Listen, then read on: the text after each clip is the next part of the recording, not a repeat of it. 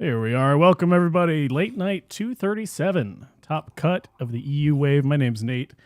Here bringing you the Pokemon tonight. We are getting started on our new Prismatic Evolutions format here tonight. Didn't add a whole lot of impactful cards, but there are a couple of very important ones, which we will be seeing quite soon. Those being mainly Budew and perhaps Regigigas.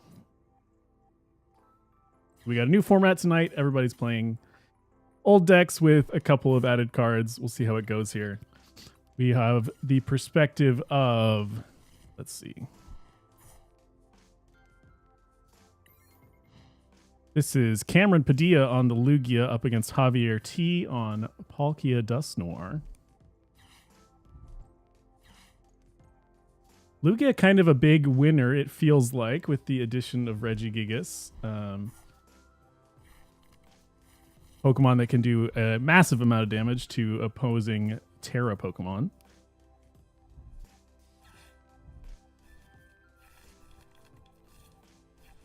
But of course, starting the Lumineon V here, not exactly the start you want as a Lugia, but they did manage to get the Lugia V down at the very least. We'll see here what Javier can do on their first turn.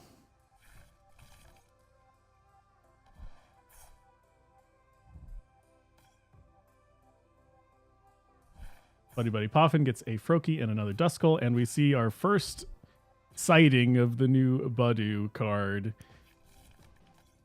30 HP, not a whole lot, but has a free attack, Itchy Pollen.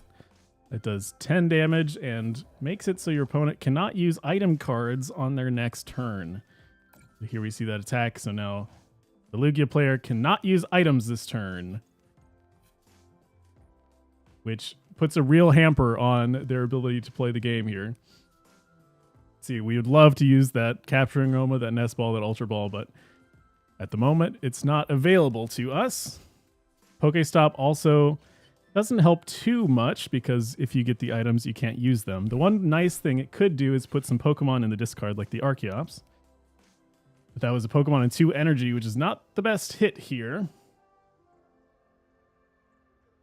And now we can see the strength of this item lock on a basic with no energy requirement. The reason this Budew is, you're going to be seeing a whole lot of it in these decks for this format. You can see even going second here, the Palkia Dusknoir deck, which really would prefer to go first generally, so they can get set up with their Palkia V-Star and their Dusknoirs and their Greninja EX. Now can go second and kind of force their opponents to take somewhat of a turn off, and they can get back in the race that way. Iono was pretty nice here, finding the Lugia V-Star and the Minccino. But again, we have some items that we can't be using.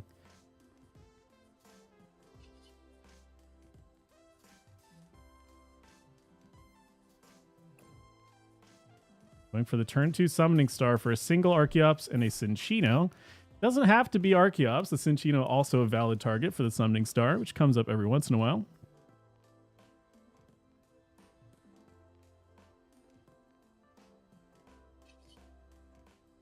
The Lugia player feeling like they need to be putting on the pressure now, and that one Archeops, only a single use of Primal Turbo, will be enough to kind of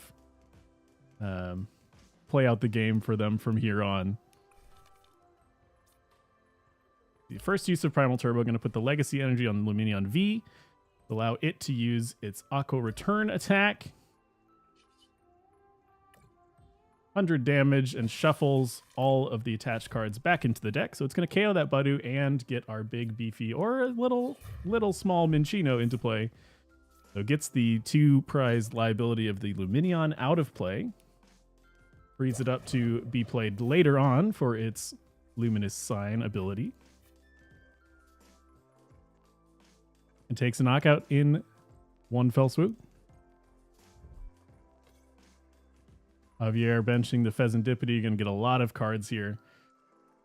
Palkia Dusknoir deck is a deck that needs a lot of cards to kind of pull off the crazy combos that it's going for.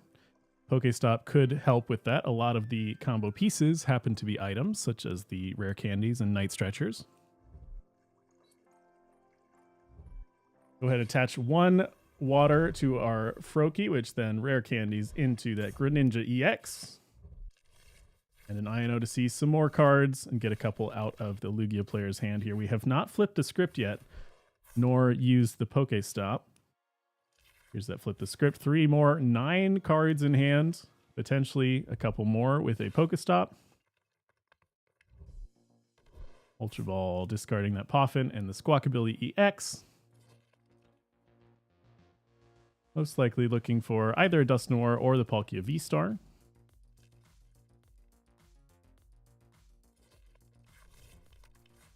Goes for the V-Star. So this is a turn now where if we find some Dusknoir action, we could really put a severe blow in the forces of the Lugia here. Since they were only able to get the 1 Archeops, if perhaps we are able to knock out that Archeops this turn, then the energy acceleration from Lugia's side really hampered. They're going to have a tough time closing out the game.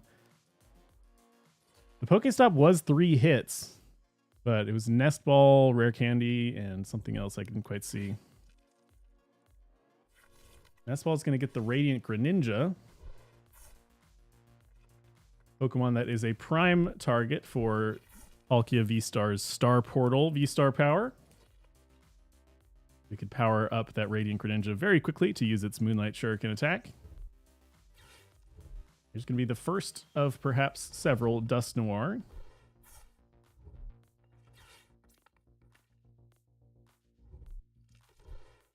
Ultra Ball can find us a second one. Do we have the 3rd rare candy? Just the Dusclops, though.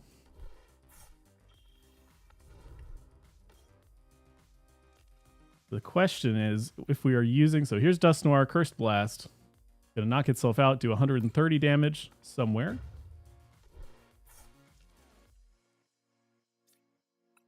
Gives Lugia another prize card, but sets up the ability for this Radiant Greninja to Moonlight Shuriken and take out perhaps 2 prizes here. Yeah, we're going to see the Star Portal activation. Bring 3 water from the discard onto your water Pokemon. It's just enough for a Moonlight Shuriken. Going to take out this active and the Archeops on the bench.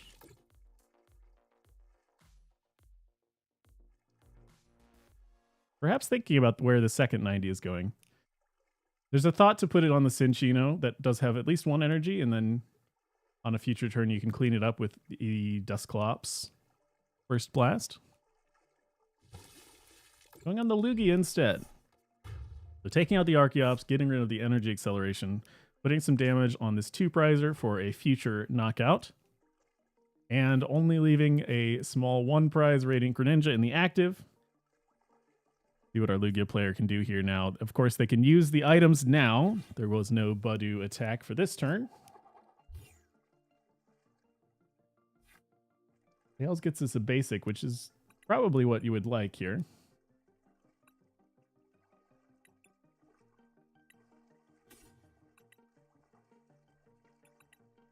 Now, a lot of these Pokemon are going to be a lot tougher to utilize without the use of Archeops, as they tend to need a lot of energy to attack.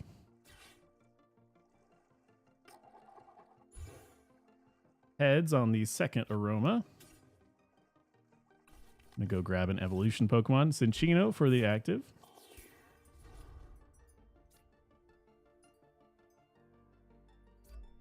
Patching the double turbo for turn. So his special roll does 50 damage. Not quite the humongous numbers we're used to seeing from these Cinccinos, but that is why taking out the Archeops is such a powerful move. It's something that Palkia is very good at. See what the plan is here now. Treating into the Greninja EX, which can use its Shinobi Blade. First attack, 170 damage, and search your library for a card.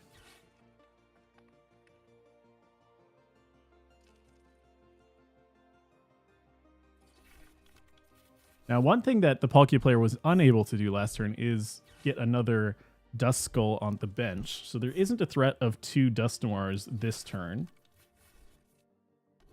Earthen Vessel are going to find us some more water energy. We're going to attach the Palkia V-Star, which can be a very powerful attacker in the future as well. Here's that Shinobi Blade, 170 damage. And you get to search your library for any one card that you like. Very, very powerful attack here. Takes out one of the two Cinccino.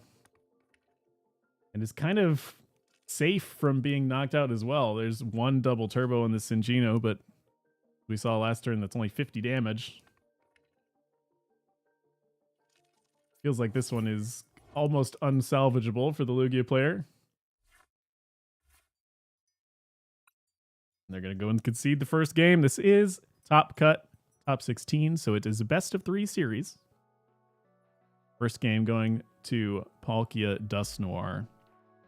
We see already the power of that Budew, forcing the Lugia player to take a turn off. They were then kind of forced into Summoning Star. Only a single Archeops, which was then swiftly taken care of, because that's kind of the specialty of this Palkia Dusknoir deck, is clearing off the bench very, very quickly.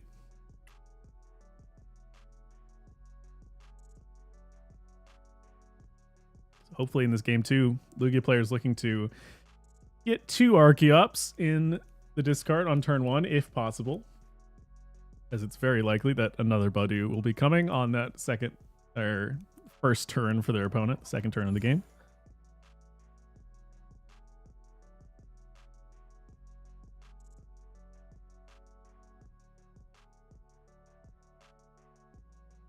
Yeah, we already see why everybody has been so worried about this Budew, why everybody's talking about it so much.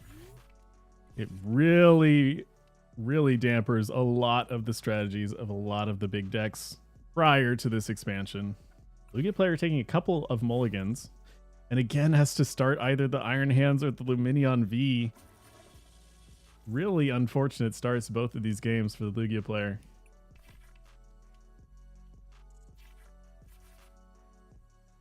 Now, the Iron Hands isn't the worst if we're able to set up the full Lugia setup that we'd like.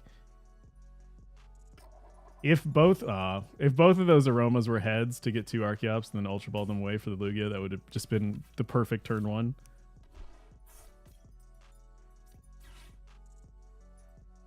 Second one finds 1 heads.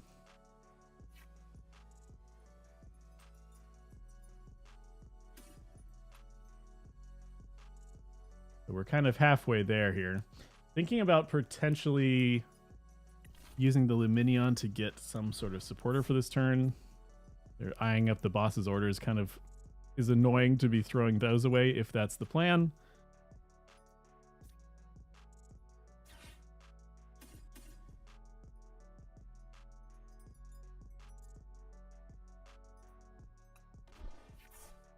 That is the idea here.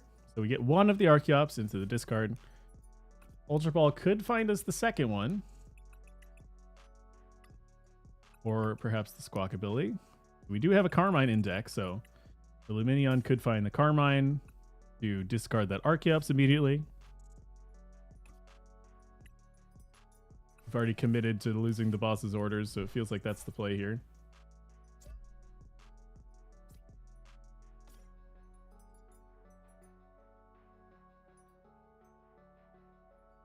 Lumineon V, Luminous Sign will find us that Carmine, a supporter we can use on the first turn of the game.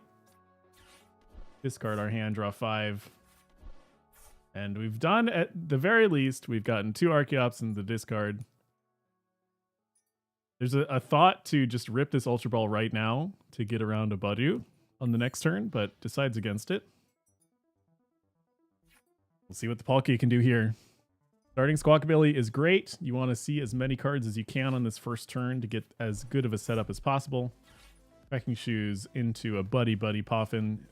Setup is looking great already.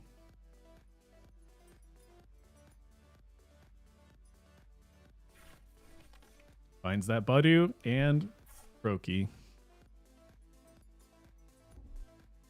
As long as we find a single energy, it's very, very likely that Itchy Pollen is coming this turn. Ultra Ball is away the Greninja EX, which normally you feel like you would like to have that resource, but this deck runs 4 Night Stretchers, so it's almost safer there in the discard than it would be in hand or in the deck. I know, gives the Lugia player another Ultra Ball, but it's so likely that we are going to be item locked this turn, it might not matter. Does find the energy so we can retreat into this Budew. Now the setup isn't the best. We only have 1 Duskull, but you found the Palkia, you found the Froakie. You have a couple resources in the discard where they'd like to be. So altogether, not the worst. And there's that Itchy Pollen attack. No items for you next turn. So there's not... Well, we'll see. Really, really, really looking for a Lugia V-Star this turn. We could spend a second Luminion to find another supporter. Doesn't feel great putting 2 of these slow health 2-prize Pokemon into play, but it might need to be the play here. This also doesn't leave us any bench space for any other supporting Pokemon, like a Minccino or even another Lugia.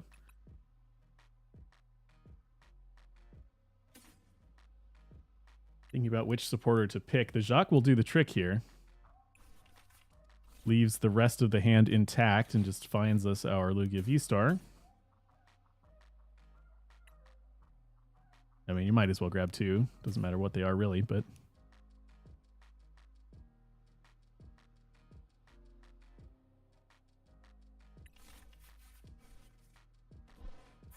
And what is nicer now for Lugia this game, we have 2 Archeops, and we can attack with the very impactful Iron Hands this turn to take 2 prizes from this Budew rather than just 1 last game. Single Primal Turbo will be enough to put the Legacy Energy on the Iron Hands, and we can even use the other Primal Turbo to perhaps power up our Lugia V-Star as a second attacker.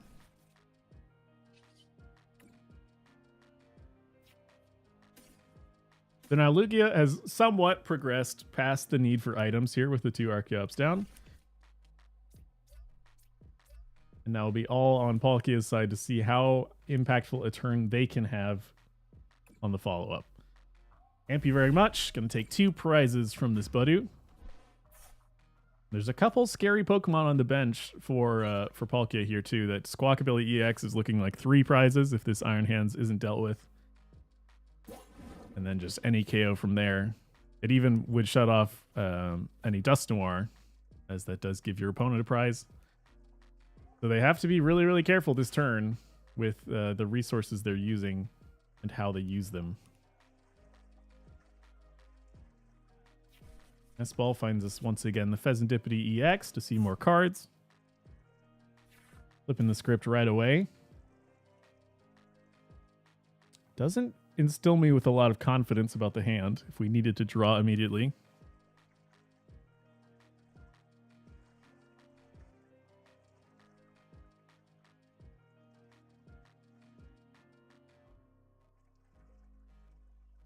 Now doing some math here, I don't remember how many waters we have in the discard, but the 10 damage from the Itchy Pollen actually matters a lot here. As we could see a Dusknoir 130 damage, which then would leave the Iron Hands with 90 health, which is exactly Moonlight Shuriken range. Whereas without the Itchy Pollen, you would have been 10 off. You would have to perhaps Star Portal onto the Froakie and then find the Greninja EX from there, and that's a little tougher. We do find Rare Candy into Dusknoir. But we might not find the Radiant Greninja, the way to swap into it. Nestball can find at least a Pokemon. Goes for the Duskull. Yeah, I think we are committed to attacking with the Palkia this turn, so we need to use our Star Portal on that. We can put 2 on the Palkia, 1 on the Froakie. And just get the KO with our Palkia V-Star onto the Iron Hands here. Without even the need to use the Dusknoir, so we could save that for a future knockout. This subspace swell from Palkia is going to do 260 damage with the full benches. There it is. Just knockout. Two prizes, back and forth. Oh, except for the legacy energy, of course. I forgot. Reducing the amount of prizes cards you take by 1. So only 1 card for that 2 prizer normally Iron Hands.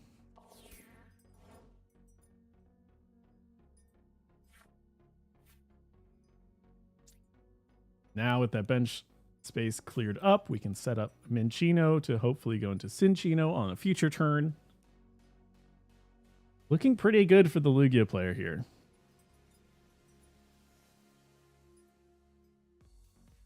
Now, Palkia does have the Dusknoir set up and a Duskull, as well as the Pheasantipity.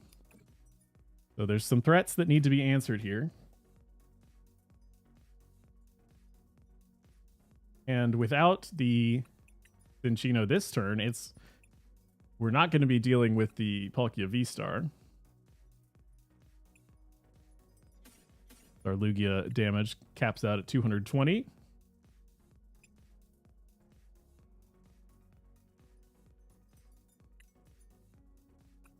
Really considering which energies to pick and where they're going. These are on the Lugia V-Star, so it can attack.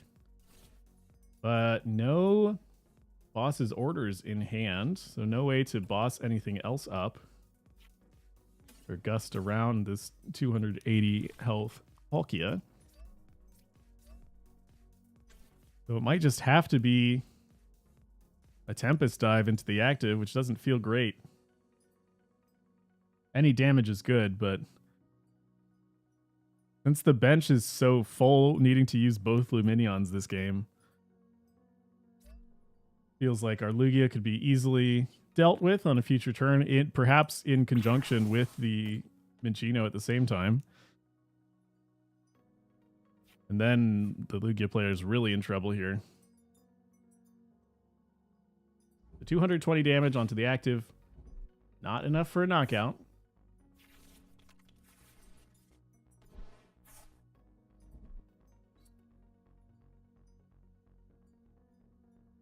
If our Palkia player can find even just the Dusclops this turn.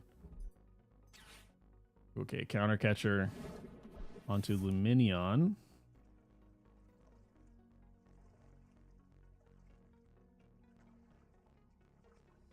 Interesting play. It does feel like we have to deal with the Minccino this turn. But we're not even doing that. So just Subspace Swell taking out the Luminion. Leaving both strong attackers in play is a little scary here. We're taking 2 prizes, but leaves the Lugia at full health, and the Minccino also set up with a lot of energy here. Now they only need 3 more prizes here, so I guess the idea is we are looking for a Mirage Barrage play with the Greninja EX. We've been slowly building up the water energies on that Froakie on the bench. You can combine a Dusknoir on the Lugia. Oh, you need 2 in that case. The counter catcher into the Luminion, I'm not quite sure about.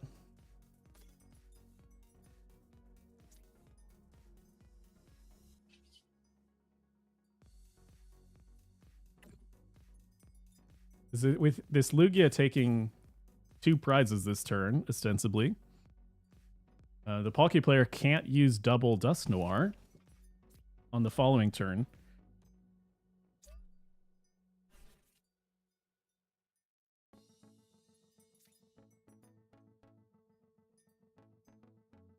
We see all this energy being loaded onto both the Cinccino and the Minccino, 2 very, very powerful attackers waiting on the bench.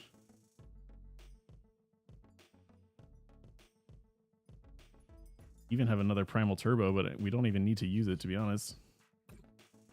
Does thin out the deck a little bit.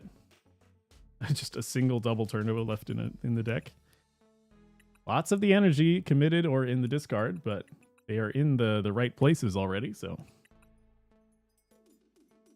Looking at those 2 bosses.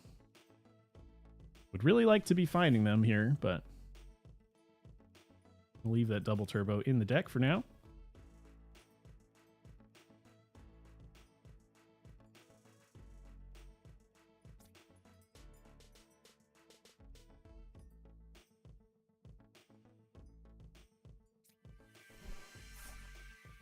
Professor's research, refill up the hand. Finds the boss's orders for the follow-up turn, but now we're just hoping that the Palkia player doesn't find Prime Catcher, Energy, Rare Candy, Greninja. It's a lot of pieces they need.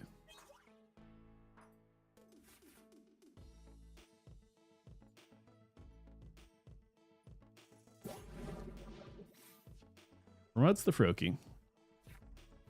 So to win this turn, the ideal route is to knock out the Lumineon and then one of the either the Cinccino or the Minccino here.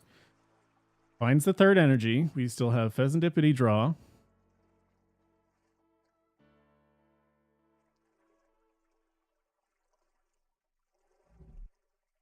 Does have the Prime Catcher. That's going to pull up the Lumineon, so we're a couple pieces away here. Do we have the Rare Candy and the Greninja?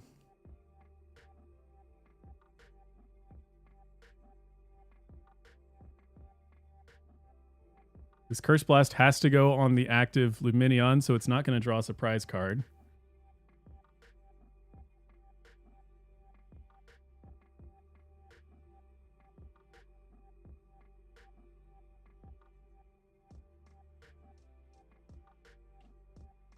And I don't know if they found it. It was, like I said, a lot of pieces to find here.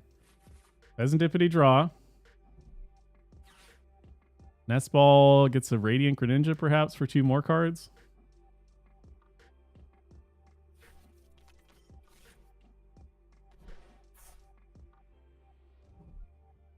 Okay, the Irida probably locks it up. Yep, Night Stretcher finds the Greninja. Okay, they got there at the end. It was really scary though. Finds all the pieces. It's going to be Rare Candy into Greninja. Curse Blast, the active Dusknoir, free up the active slot for this Greninja, and then Mirage Barrage for the final 3 prizes. Showing off the combo potential of this deck. I suppose it doesn't even need Mirage Barrage. They could have done it with Shinobi Blade.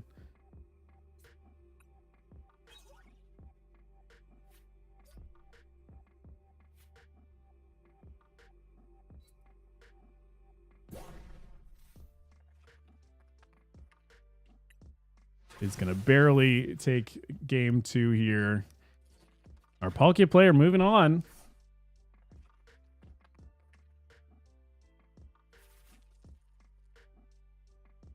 Javier T, the 2-0 victory. Moving on to top 8. Power of the Budu in the first game. Second game was more of a normal showing of this matchup. It can be tough for Lugia as the kind of explosive power of Palkia is shown to full effect there. We're going to find another match. We'll be right back, folks. Thanks for being here.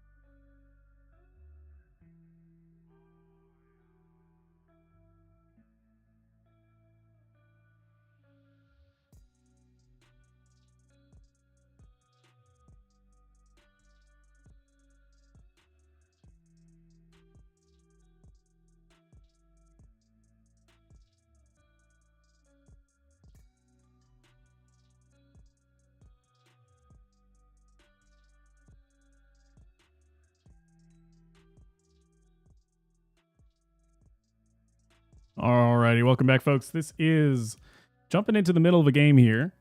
This is game number 2 between Victor M, our perspective here, and PvPKR. Victor on the Gardevoir, PvPKR on Dragapult. Now, PvP is up a game. We just saw, well, I just saw, we missed it by a hair, but Gardevoir player able to take a big 3-prize turn, knocking out the active Dragapult and something on the bench I didn't quite catch, with this Fluttermane Hex Hurl attack. So see the setup here. Looking pretty good. Both Monkey Dories on the bench with Darkness Energies attached. Use those double Adrena Brain to send a lot of damage over on every turn. On the other side, we have a lot of Dracloaks, which means the Dragapults are on the way.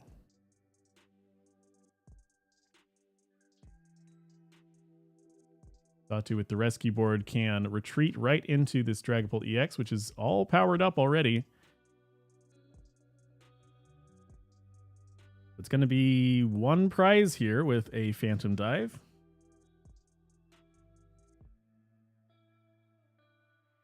Painful Spoons. Actually, yeah, the Painful Spoons moving is going to make the 60 or the 6 damage counters matter as well. So we're going to knock out the Ralts and the Fluttermane.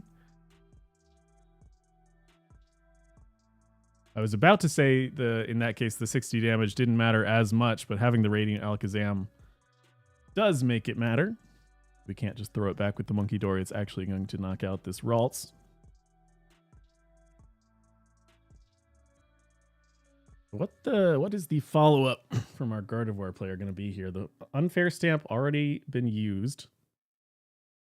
I know, really going to put a strain on the resources here. Manaphy Ultra Ball Super Rod is pretty nasty. Here's the Phantom Dive.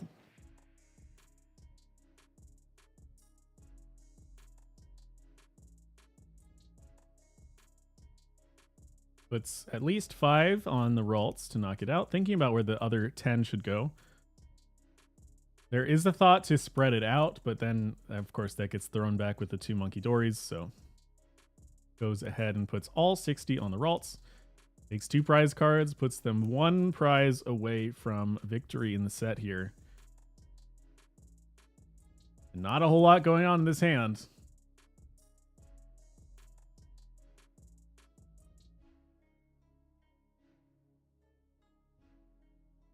Ultra Ball finds a Screamtail. So that's not even enough to knock out the Dragapult here.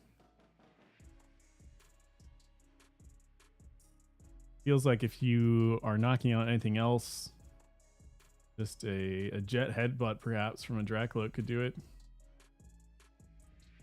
Perhaps that's not the name of the attack, but having the fire already set on the Dracloak is what makes this really tough here.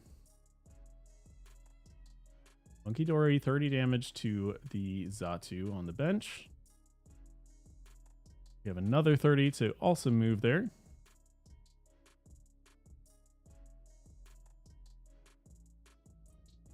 Miracle Force, 190 here. So leaving this Gardevoir in the active can't be knocked out by the Dragapult, but Luminion's going to find a boss's orders. And that'll be the game. Boss the Monkey Dory, find our last prize.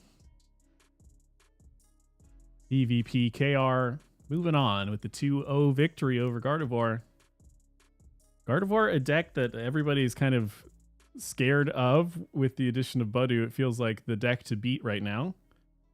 And PvPKR showing that Dragapult by itself can do it. Not even Dragapult Dusknoir. It's Dragapult with Zatu here.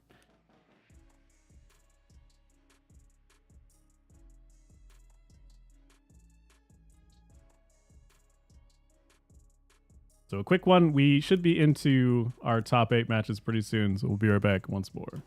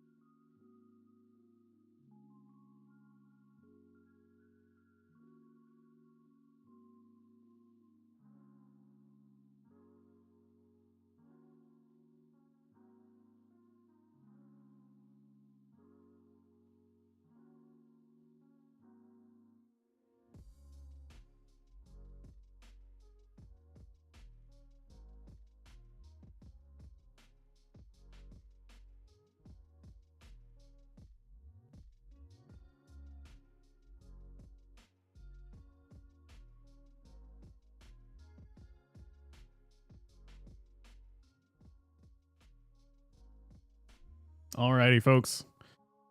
We get kind of a redo from the start here. So once again, PvPKR on the opposing side, but on our perspective here is Callie Moore. Also playing Gardevoir from Canada. We get to see the whole set this time. The matchup once again, Gardevoir up against Dragapult Xatu. Not all that common in our previous format, as it tended to be that Dragapult, either Dragapult Iron Thorns or Dragapult Dusknoir were the preferable picks. But maybe now that item lock is the threat here, the power of the Xatu to be able to accelerate energies is going to be the deal. At least that's what PvPKR thinks. And they're doing pretty well so far. Mimikyu up against Screamtail. Not the ideal starter for either player. And his opening hand from Callie is really kind of rough here. No way to get any Ralts down. Benches a Cresselia. Maybe attaches his Bravery Charm, but that's just going to be the turn. Now, both of these decks do need a little bit of time to set up. But it feels like in a longer game that does kind of benefit Gardevoir more than any other deck. But of course, to get to a Gardevoir, you need some Ralts. And Callie unable to find that on our first turn here. I'm going to put them a little bit behind. Ultra Ball from PvPKR finds Luminion, which will grab us whatever supporter we'd like for the turn, being an Arven.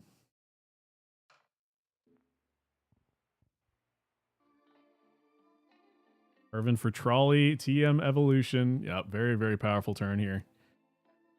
Fill up the bench with our Pokemon that need evolving. Attach Psychic Energy and TM Evo or the Fire. And we get to go straight into our Xatu and a Dracloak here.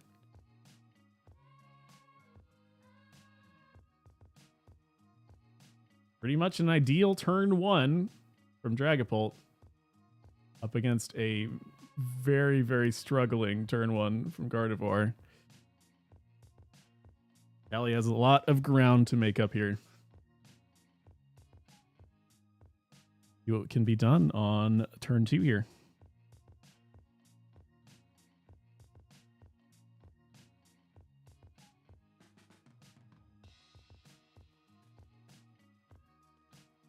Start right off the bat with the Ino. Does give your opponent more cards, which you don't really would like, but we need to see some more cards of our own. Finds a Ralts and no energy. No way to get this Budu into the active. Just going to be a bench and pass. Sometimes the deck does not function for you, and it seems to be one of those games for Callie here.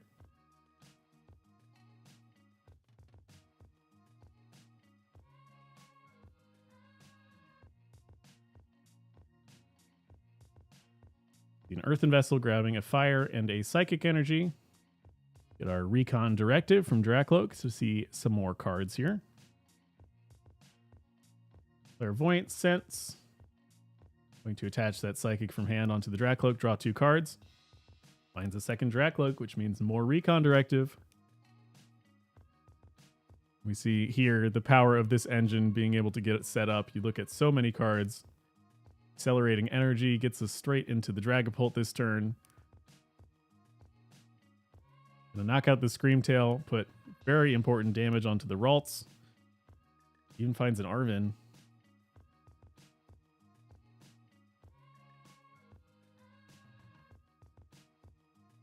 Ultra Ball perhaps could find the third Dracloak. We even have the Forest Sealstone, really just finding anything we'd like from the deck this turn. Night Stretcher, there is a Dracloak in the discard.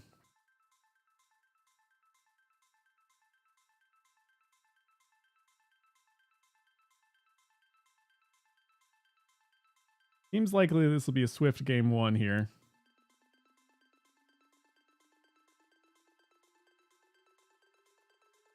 Here's this Phantom Dive, knocking out the active Screamtail, putting 6 damage onto the Cresselia.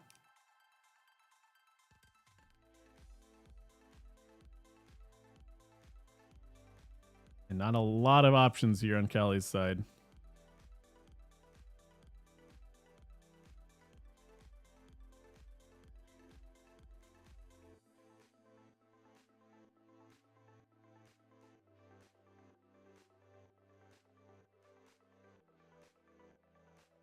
Promotes the Cresselia.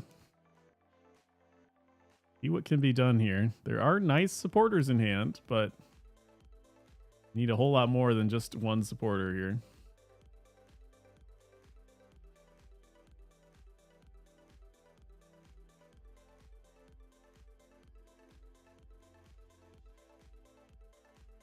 Unfortunately, with the Dragapult already set up, this Budew is really a liability. At 30 health, can easily get cleaned up by the Phantom Dive damage counters on the bench.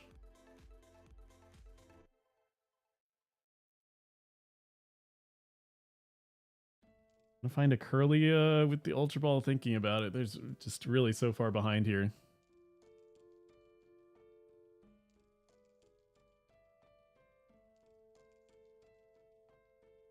Professor's Research looks at 7 cards.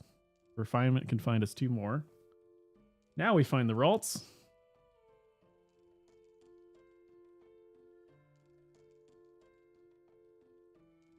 See if it's too little too late here.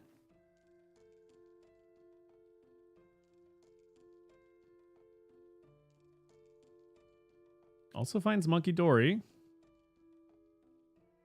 This Monkey Dory with the Earthen Vessel actually going to do at least some effective damage cleanup here.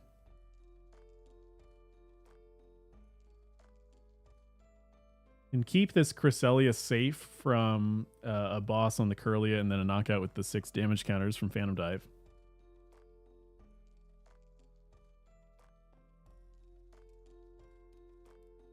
Load up the damage on the benched Dracloak. Just pass the turn.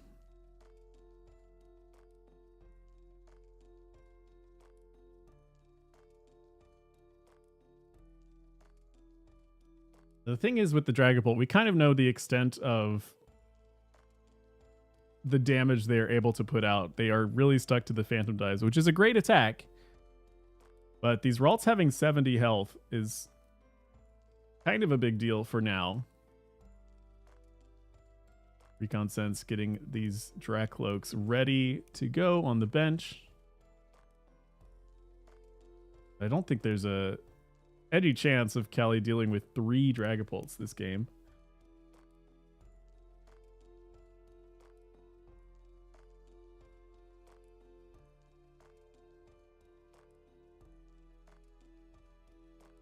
It's a rad in the chat. All the deck lists are on limitless. Let's see. Let's get the limitlesstcg.com.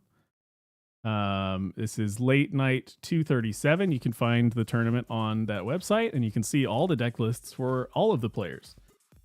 It's an open deck list tournament.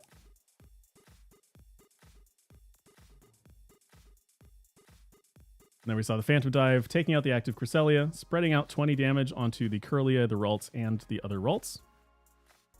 That's any one of them up for a KO with Phantom Dive. Couple more refinements. We need to find more Curlia here. We are slowly getting energy into the discard, which is what Gardevoir needs to do.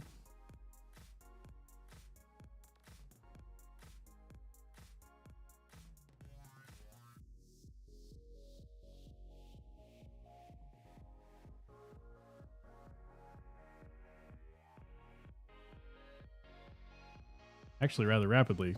It's all of the energy from the deck now, either in hand, prizes, or in the discard.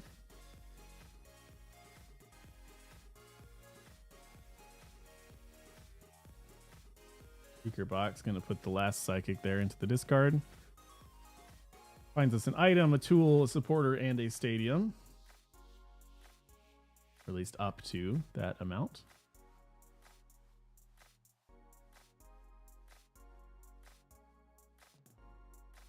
I know the supporter for turn needs to pare down that 11 card hand of their opponent. Artisan TM Evo, really just thinning cards out here.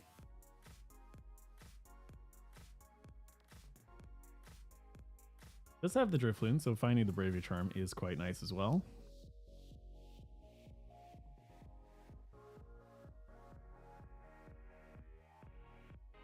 Night Stretcher. Okay, so Cresselia looking to be hopefully the attack here. Can move all of the damage counters off of all of your Pokemon and move them across the field to the other side.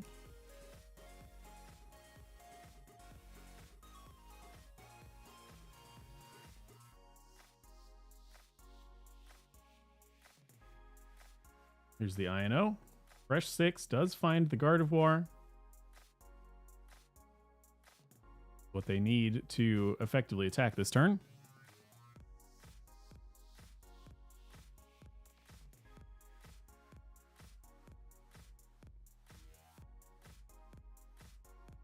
Now this Gardevoir deck really getting to full swing here. Has the Monkey Dory to the move around energy, or to move around damage. Now has the Gardevoir to Psychic Embrace, start getting use out of our Psychics that have been placed in the discard, as well as adding some more damage to be tossed around.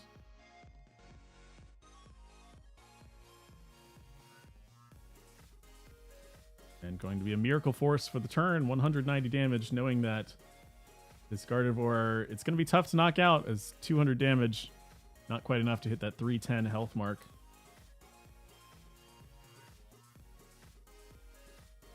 In addition, the bench is full, so there aren't even any Radiant Alakazam tricks that can be played here this turn.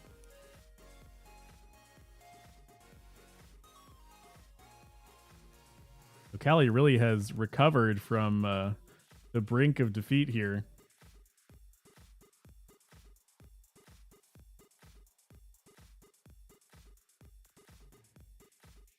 Does have a pretty nice setup now.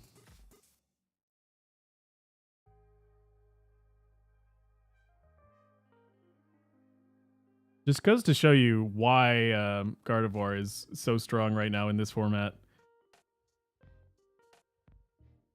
Feels like no matter how far behind you are, if you are getting these Psychics into the discard, if you are finding Ralts, very easily make comebacks that are seemingly otherwise impossible. Boss Vacuum going to get rid of that Bravery Charm here. That's up for a KO on the benched Ralts. So taking one prize card, putting a lot of damage onto this Gardevoir EX in the active.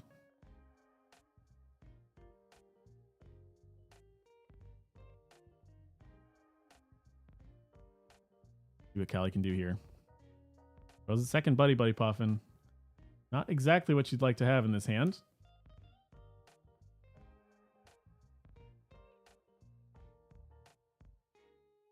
Use the Artisan.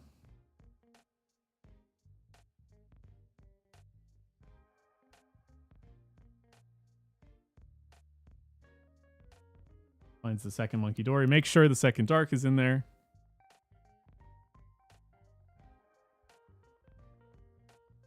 Looking to find that Darkness Energy with these two cards. Doesn't quite. Uro could be pretty big here. Removing all that damage, getting the Gardevoir back into your hand to evolve this Curlia. Kind of resets all of the progress that PvPKR was making. And now we still have this active Gardevoir. We still have a Ralts on the bench. We can kind of continue with our attacking here.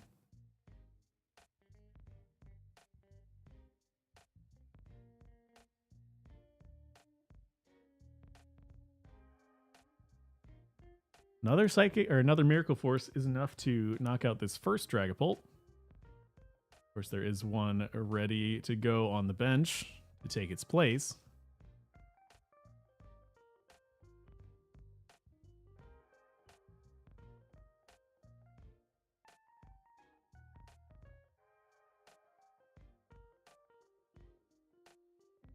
hand over a little bit more of the damage with this Adrena Brain. Thinking about the math and where this 30 needs to go.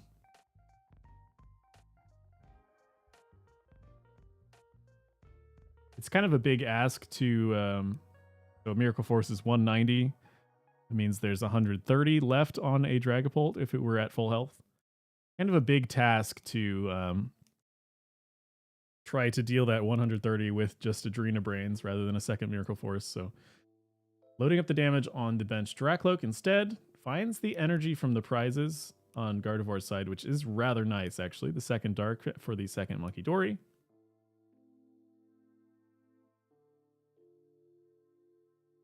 And there's not, like I said, not a super effective attack available on Dragapult's side here. Does now have a bench space for the Radiant Alakazam.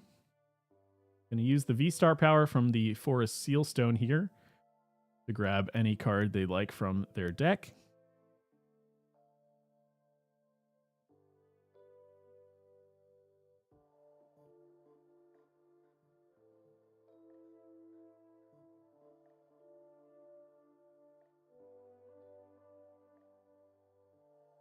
Considering what that could be here.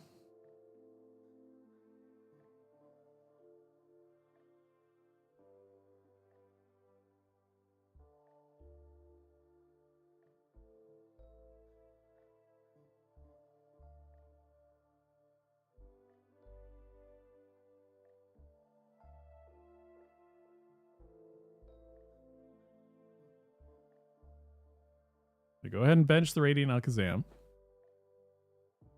Give it the rescue board as a potential pivot option.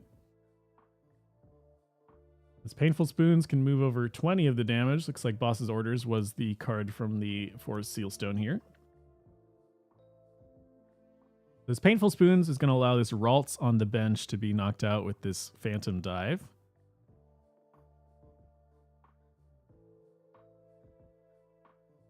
We're going to take 2 prizes here, leaving PvPKR with only 1 more prize to take here, as well as taking out the Monkey Dory that had the Dark Energy already attached. And we at home know that the backup Dark is in the hand.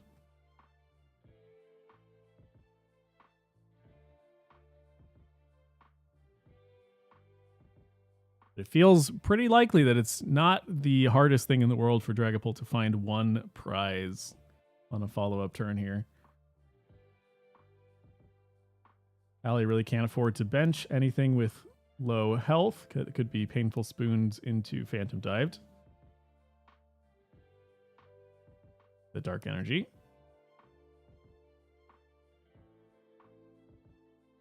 Field cards, we'll find us a couple more cards. Ultra Ball, Puffin, not really what we want to see.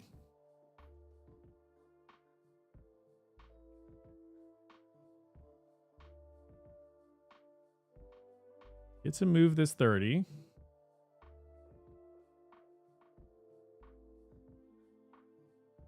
Now there is still 1 Dark in the deck.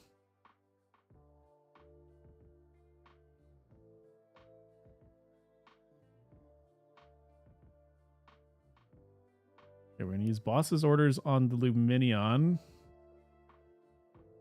And take 2 prizes from a Miracle Force here.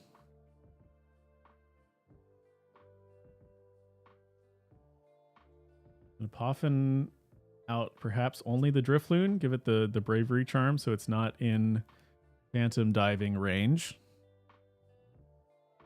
Considering the Ralts too. That's the choice.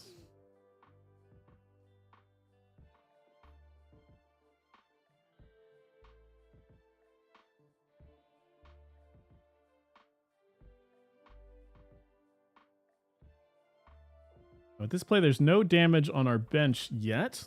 We're taking 2 prizes here. Miracle Force. Double Curlia. From the prizes. Now, of course, any gusting effect from PvPKR will be enough to take the game here. But given that we're starting with the Dracloak, we don't have it in hand quite yet. Artisan going to thin out the deck. One card more, finds a Manaphy. Does protect against the Screamtail, but probably not going to be a factor this game. Clairvoyant Sense will draw us 2 more cards.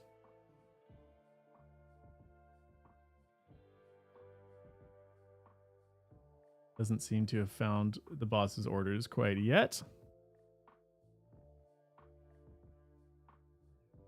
I believe we still have the recon directive we haven't used. We're going to thin out as much as we can before that final looking at 2 cards. You'd come down to the wire here.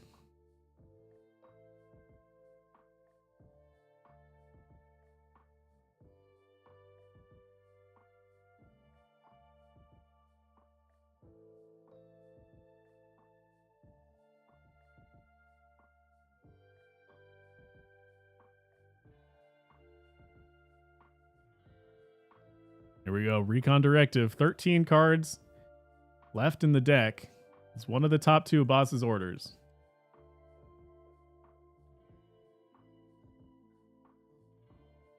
Seems like no. I think it would have been slammed down as quick as possible here. Well, we are retreating. Okay, retreat into the Mimikyu. Protected against the Miracle Force of this Gardevoir EX.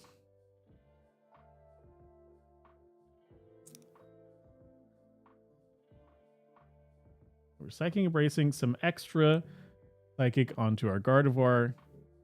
Gets us damage counters to be throwing around, as well as some extra energy to be retreated off. And a counter catcher the Manaphy. And this 30 damage to the Dracloak, going to take 1 prize, and then a Miracle Force cleanup. Take our final 2 prizes. So Callie, despite opening no Ralts for 2 turns, somehow comes back, takes the win.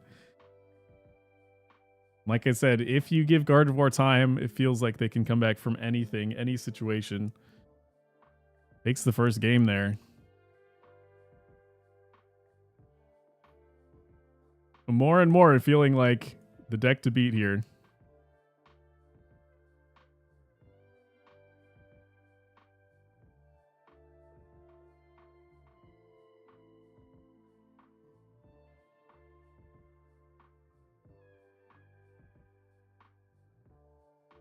Now that was a game where Gardevoir went first. Let's see what the choice here from PvPKR is.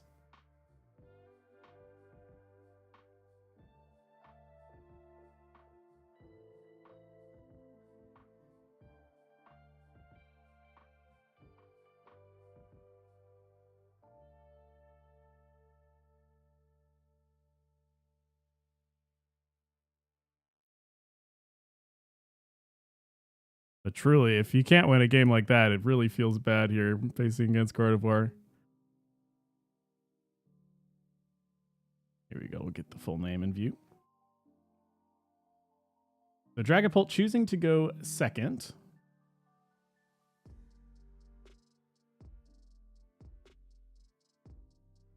But these Gardevoir builds now have the threat of Budu if they're going second, or when going first, they are just getting closer and closer to a Curly or a Gardevoir setup, the evolution Pokemon. Feels a little bad either way. Callie here opening Poffin. Looking through the deck, both Gardevoirs seem to be prized, which could be a large problem.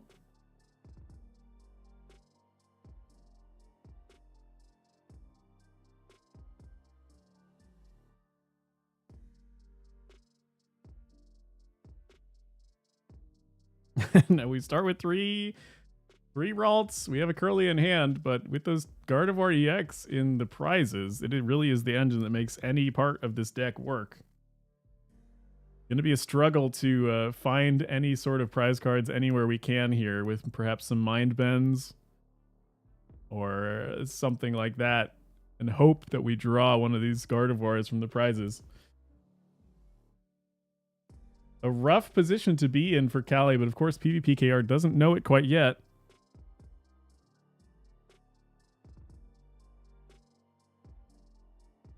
Rip the INO. Does take away the Curlia from Callie's hand.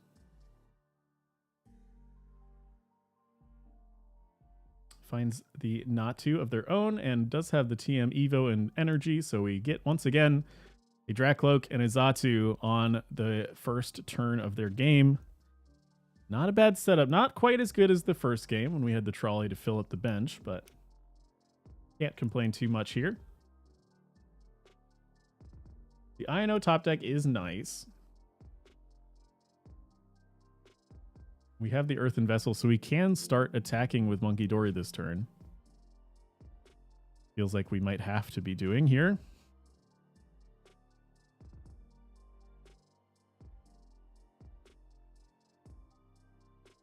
Unfortunately, it only does 60 damage with the Mind Bend, so not quite enough to knock out this Manaphy yet. Nor any of the Dreepies or the Xatu, anything on the bench, really.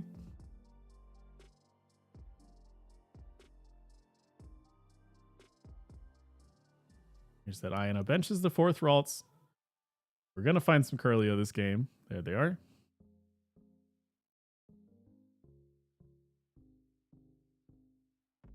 So really can be getting our deck set up for the hope that we draw a Gardevoir from a prize card in the future.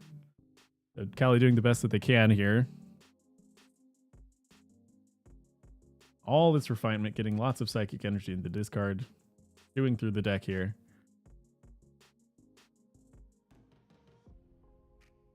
Still not evident here that it's one thing that is kind of nice about this Gardevoir deck is that you're able to hide a lot of information a lot of the time. And that you really are only bringing out these powerful parts of your deck exactly when you need them. Here's our first attack. A Mind Bend does 60 damage and confuses the active Pokemon.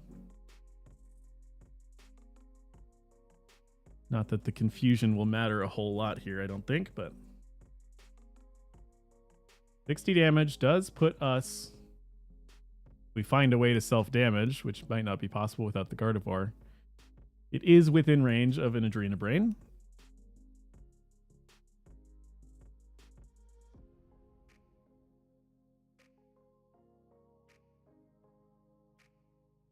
Our first Recon Directive. Second Dracloak found, which means another Recon Directive.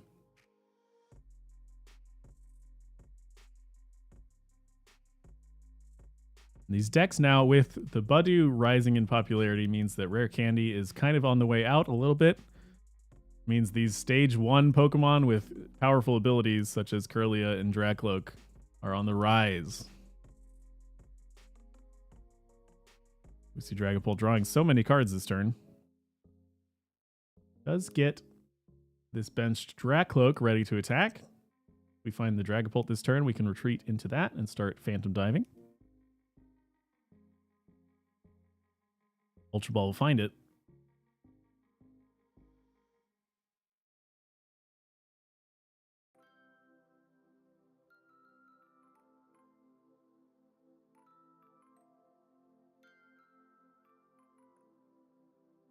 Here we go again on our second turn here. We are finding the Dragapult attack. Feels like this Xatu version of this deck very, very consistent in that it's drawing so many cards. Able to start attacking with Dragapult as quickly as possible. Phantom Dive here, taking out the Monkey Dory with the energy attached, which is big. And spreading damage around on these Curlias.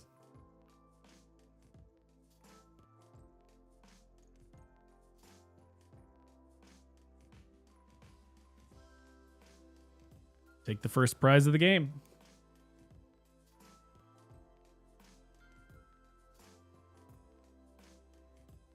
Callie here with not the easiest decision. Kind of going to have to throw this Ralts up to the wolves here.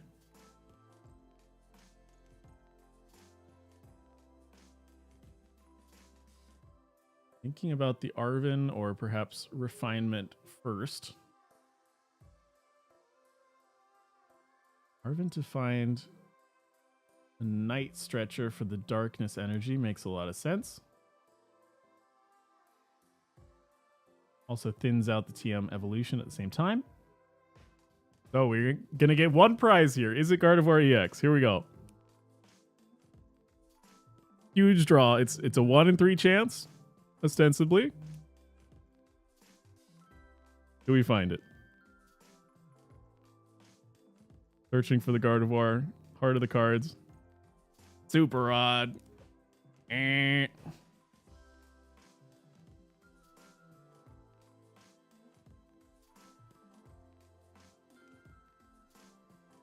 Now it's a 2 and 5 for the next one, but that next prize card is going to be exceedingly hard to find, it feels like.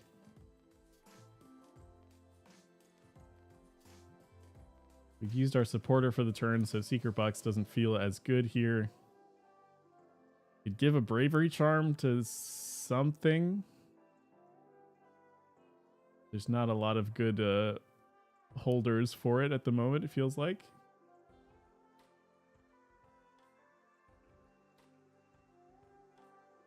And we get to refinement here, but I don't know what the card we're digging for is. Heavy Ball to take a look at those 2 Gardevoir. Yep.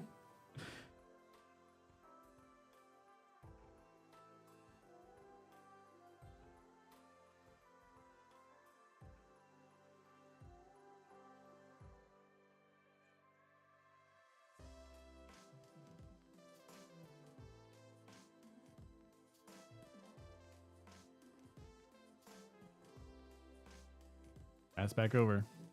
No psychic attachment for the turn. I suppose the dark was the attachment. Yeah, yeah. So there's, I guess, we Secret Box for boss's orders next turn. And a Drina Brain Mind Bend for another prize on a Dreepy.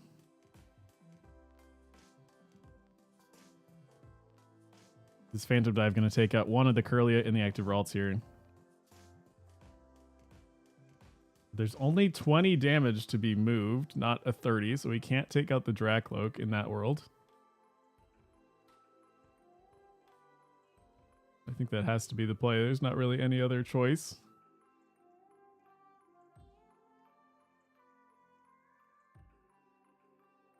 Find away the Poffin. We do need to find a Psychic Energy. We'd prefer that not really to be our item choice from the box, I don't think.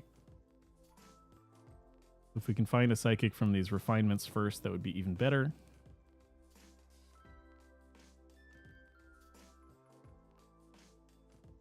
Yeah. And we can use the Counter Catcher instead. We don't actually need the boss's orders. At the very least, that part of the refinement was nice. No vessels left, so it has to be the Night Stretcher. Might grab the boss too, honestly. Get Arvin instead.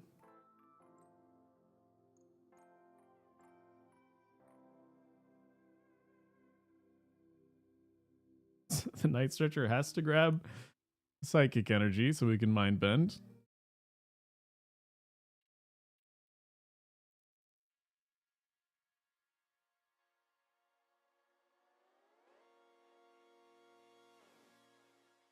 Monkey Dory, Drifloon, and Dark Energy from a Super Rod. I know instead, so we're just going to draw it raw, I guess. Okay, we do find it.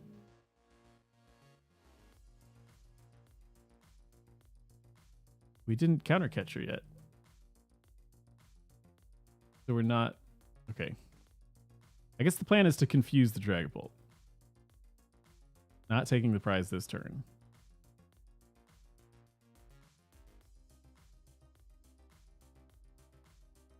So just a Mind Bend onto the active. Now they can still attack through confusion. It's just a coin flip. But also means we're not really taking a prize anytime soon. We didn't even Adrena Brain the 20 damage off.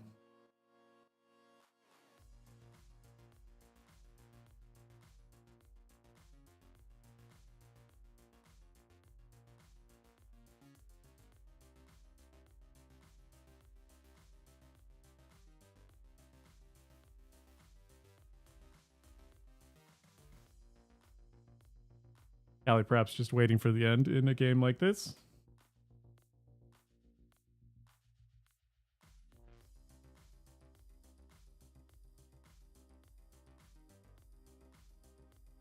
take a look at the deck list here for PvPKR.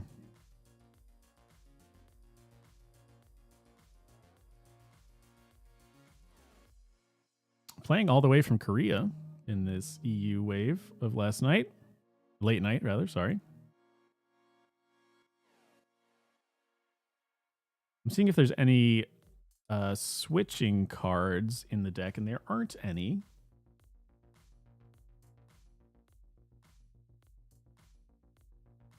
So a retreat here.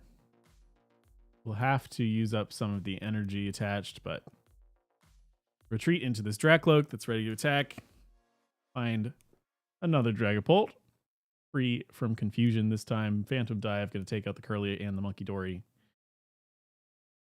Feels like we're going to a game number 3 in the set here. Sometimes you prize the main engine of your deck, and there's not a whole lot you can do about it.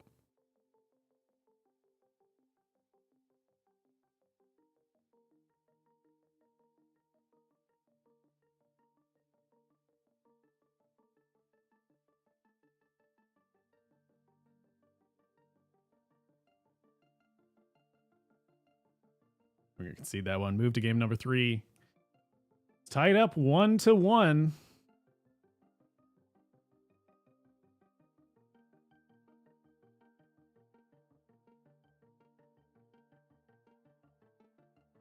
See whether Callie decides to go first or second here in the final game of the series. Looking at this, looking at PvP's deck here, it's an interesting list, of course. The Xatu build of Dragapult, which we haven't seen in a while. What surprises me a little bit is there's only 4 Psychic and 3 Fire energy in the deck. So kind of low on energy here, but it means there's room for a lot of trainer cards.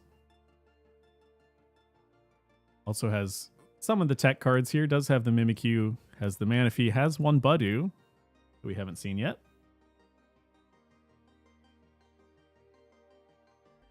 Seems like their plan really is to find the Arven for Precious Trolley and TM Evolution. And then just start getting set up that way. Starting the Budew from Callie's side. Pretty much ideal, what you want now in this format.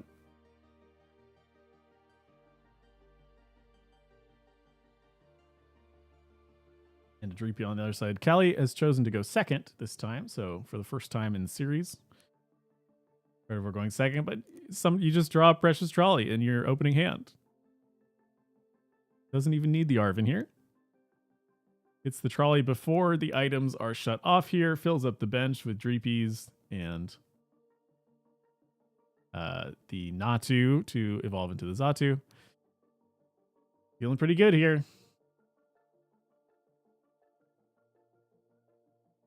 And finds a Vessel to get some energy. And trying to use all these item cards before they are shut off by Budew's Itchy Pollen attack.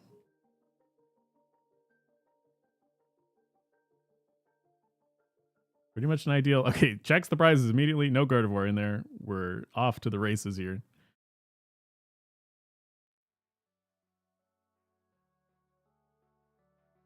Has the Artisan to get at least one Ralts here. Does have the research as well. There's another Ralts. There's the TM Evolution.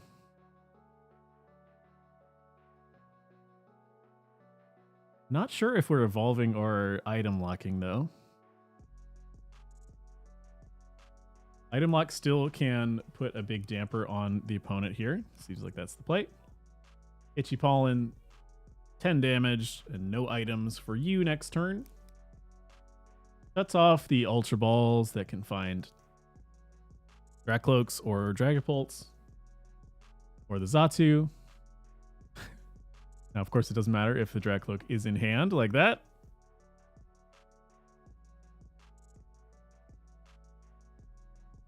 And the Xatu as well. They just had it all. Uses Clairvoyant Sense going on to the bench Dracloak, drawing 2 cards. Finds a Lance.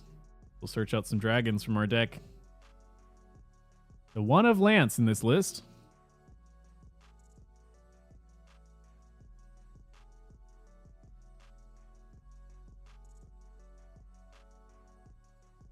Now we get to see some recon directives here. We evolve all of these Dreepies into those Dracloaks. Digging through the deck, putting the cards we don't need at the bottom.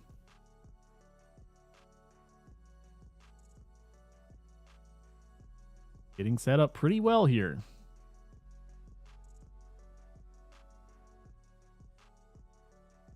Now, not quite as powerful as the previous two games where we were attacking with the Dragapult on our second turn, but with 3 Dracloaks set up, 2 of them have energy already. Xatu ready to accelerate the other energies. Feeling pretty good here. Now Callie can find a Kirlia or 2 with these Ultra Balls.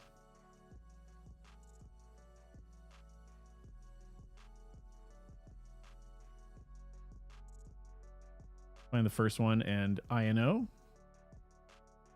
Take a couple of cards away from your opponent. Doesn't find another Kirlia yet, but we still can draw a lot of cards this turn.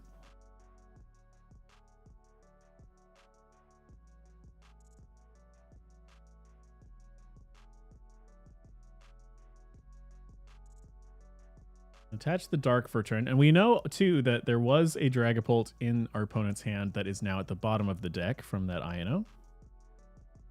Night Stretcher's the second Kirlia that was thrown away with the Professor's Research on turn 1.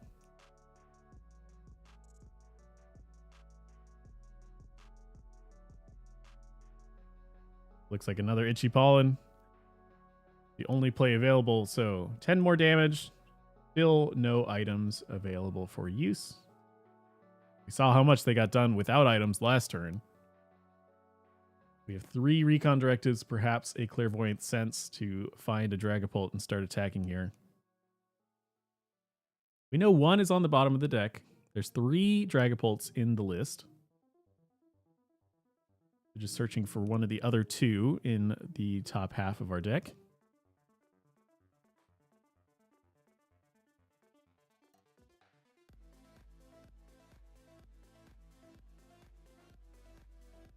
It's a fire energy to get the benched Dracloak ready to attack. Artisan now to shuffle the deck. Felt like he maybe should have done that earlier, knowing that the Dragapult was on the bottom of the deck, but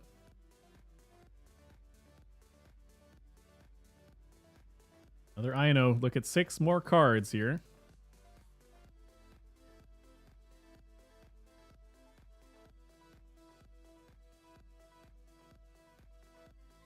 Did we find a Dragapult EX?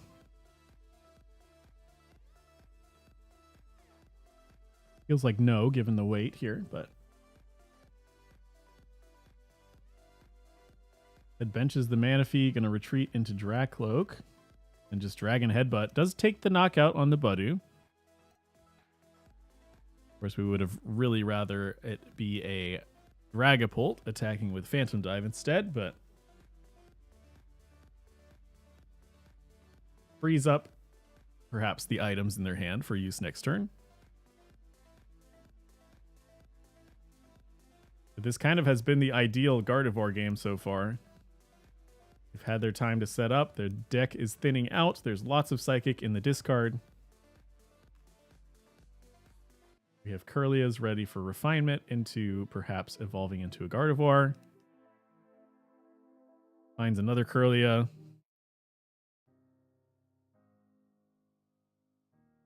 Kind of has exactly whatever they'd like to do this turn. We Palpad in those supporters back into the deck. It's kind of are all nice cards. Yeah, you don't really want to toss away many of these to refinement.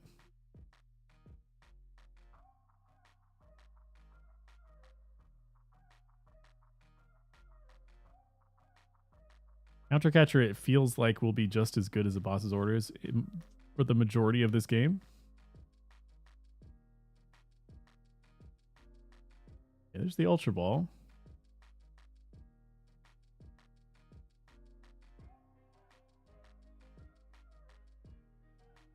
Picking some cards here with this Arven that can be tossed away with the Ultra Ball to get our Gardevoir going.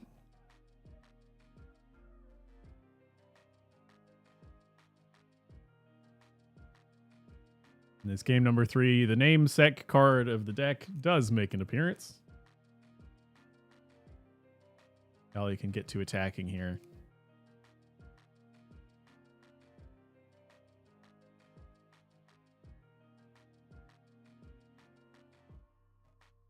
And what is very nice is that the 3 energy required for Miracle Force ends up in 60 damage, which can entirely be removed with the 2 Adrena Brains.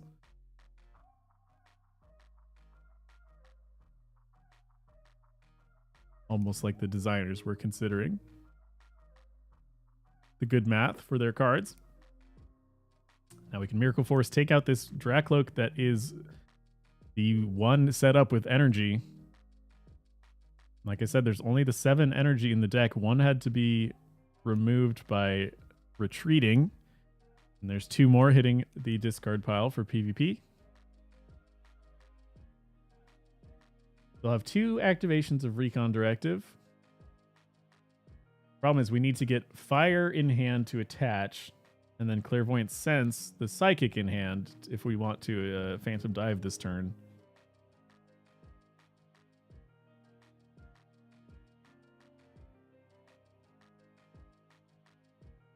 You really, in an ideal world, would be Phantom Diving a Monkey Dory in the active so that the 6 damage counters can actually make a difference in the math for you rather than just being sent right back with Adrena Brain. Finds the Psychic for the Clairvoyant Sense. Ultra Ball can find the Dragapult.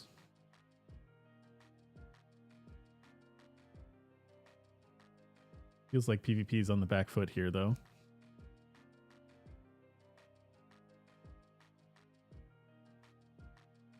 Ultra Ball finds Radiant Alakazam instead.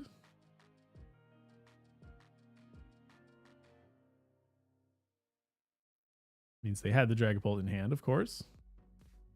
Another Ino. Not benching the Alakazam, just sending it to the bottom of the deck with Ino.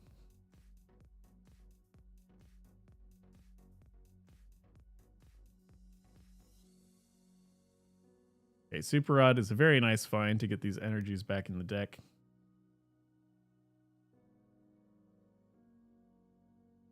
You still need to find the fire. And if 2 of your 3 were in the discard, it makes it very, very hard to find. Get maybe one more look here with a Recon Directive.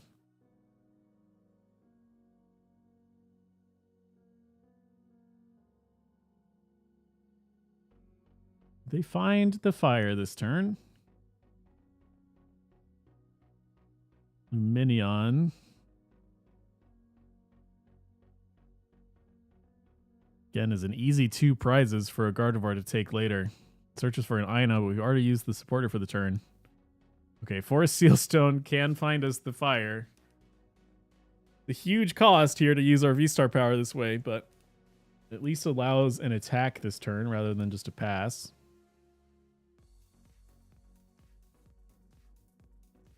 Of course, it means we are not attacking into a Monkey Dory, so a lot of this damage from the 6 damage counters is just going to be tossed straight back at us.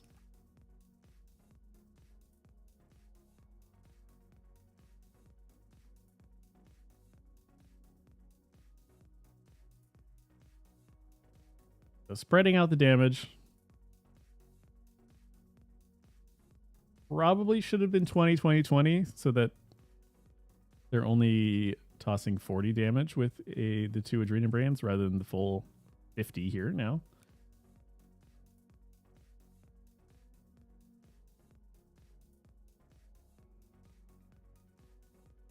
Callie, full speed, refinement away, finding the resources we need.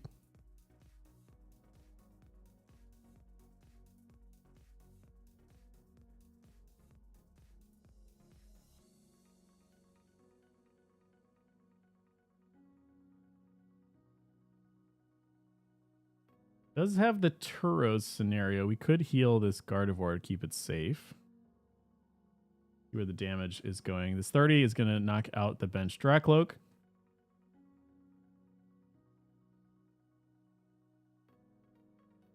Finds a Curlia. Fantastic.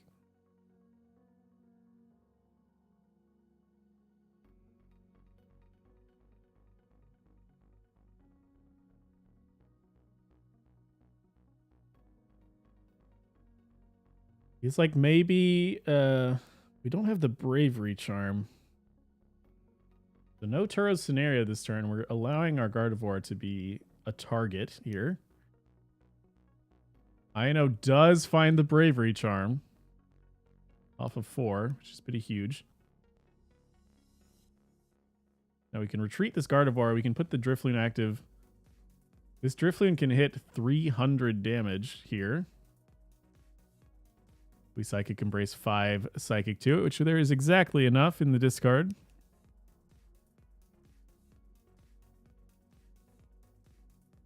So this it was actually the 20 damage from those 2 Budu attacks, making the huge difference here.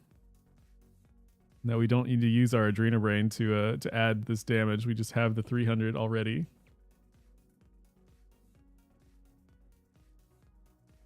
This 20 gets to go on the bench instead. And the mighty Drifloon, little balloon guy, balloon bursts this huge dragon. Takes 2 prize cards. And now once again, PvP has to find a Dragapult and find the energy to set it up again. It's a tall order.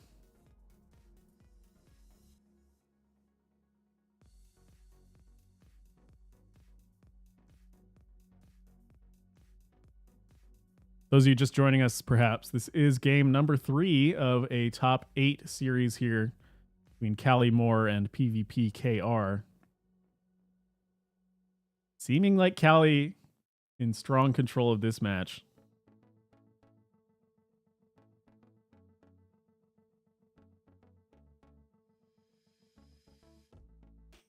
That Lumineon on the bench looking like a prime target for Miracle Forest knockout, perhaps.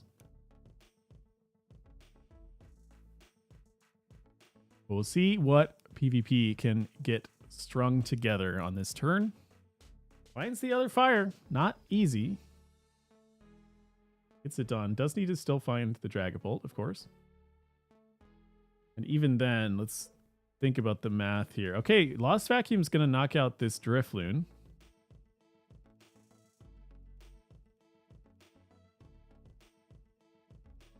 Which means that if we find our way to a Phantom Dive, that's at least 1 more prize here. Callie has to promote something that will get knocked out by the 200 damage. Thinking about what to send up. I'm going to send up the damaged Monkey Dory.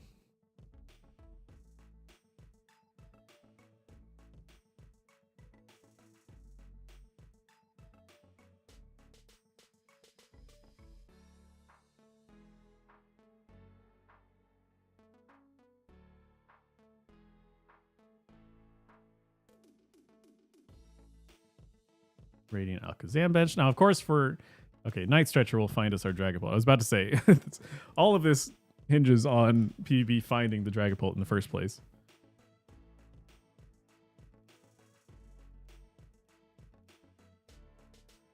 Counter Catcher on the Gardevoir. Pretty big here. Into Ino. So set Callie to 2 cards in hand. Going to be knocking out the Gardevoir. Setting a lot of damage on the important bench Pokemon from Callie as well. Now, Arven and Secret Box, not the worst cards to draw here. See how many Night Stretchers are in Callie's list. There's 1 in the discard already. And there's 2 in the deck. So Arven potentially could find our second Night Stretcher to get a Gardevoir back active. Painful Spoons. 20 off of the active Gardevoir so that this 6 damage counters from a Phantom Dive can knock out both the active Gardevoir and the benched Kirlia here, taking 3 prize cards.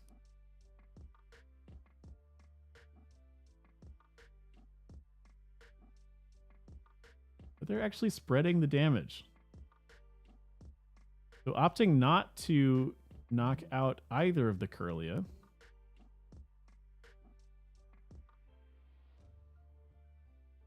A very interesting choice.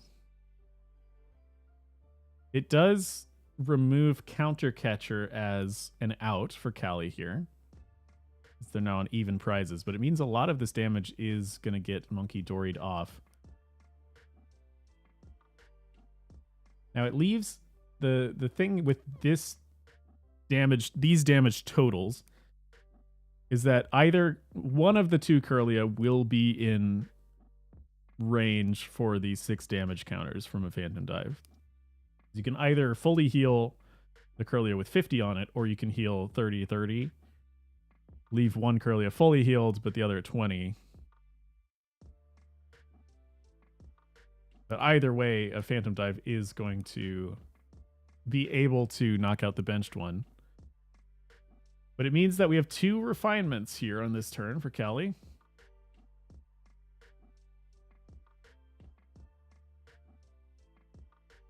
And that Lumineon on the bench still looking very, very knockoutable. Especially having drawn that Bravery Charm now.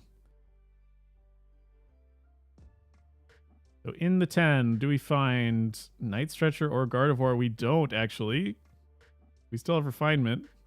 Is it in the deck?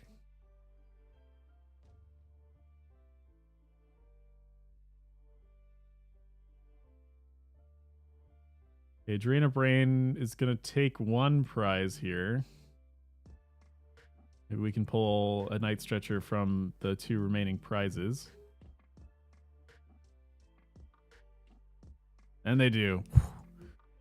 Just barely makes it. Okay, Night Stretcher will get us our Gardevoir EX. Gardevoir EX can power up the Screamtail. It can take out the Xatu on the bench. Or the Alakazam or the Lumineon. They have Callie's choice. And once again, as it often does, Gardevoir just barely winning out in the nick of time. Win a close series. That was game number 3. Well, there's one game, the game that Callie lost, there were double Gardevoir prize, so not a whole lot they could do in that scenario, but ends up taking the win, moves on into top 4.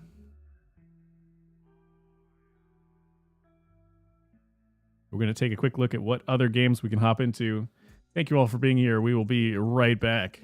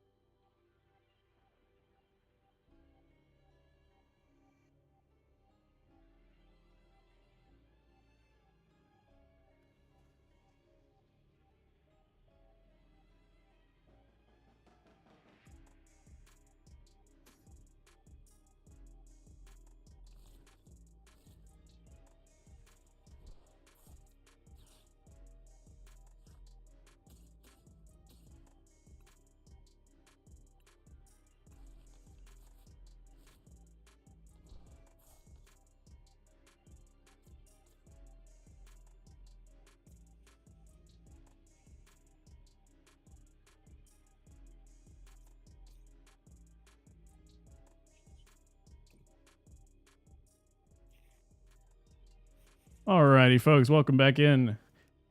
We're hopping over to the other side of the top 4 bracket.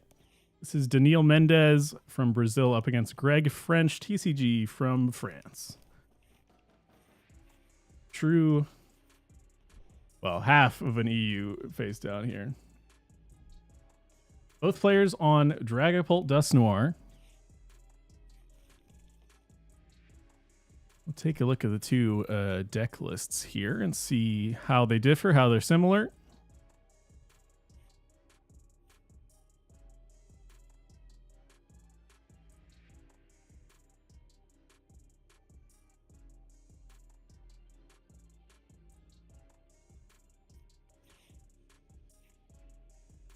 Greg French has 2 Budews, whereas Daniil only has 1. Daniil has a Rotom V in the place of the second Budue.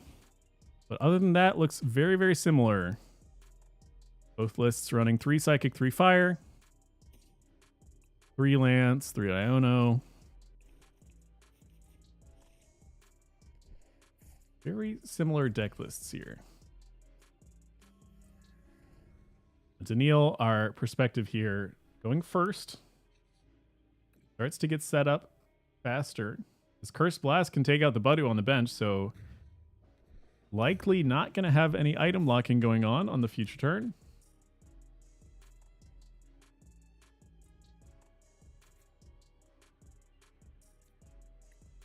Is 1 prize card for both players.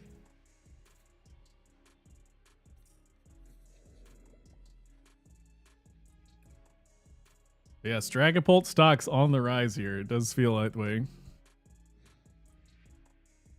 Of our top 16 deck lists here, there are 5 Dragapult decks, as well as 5 Gardevoir. Feels like the 2 big winners, the decks to beat right now. These 2 making it to top 4 already. So one of them is going to be in the finals.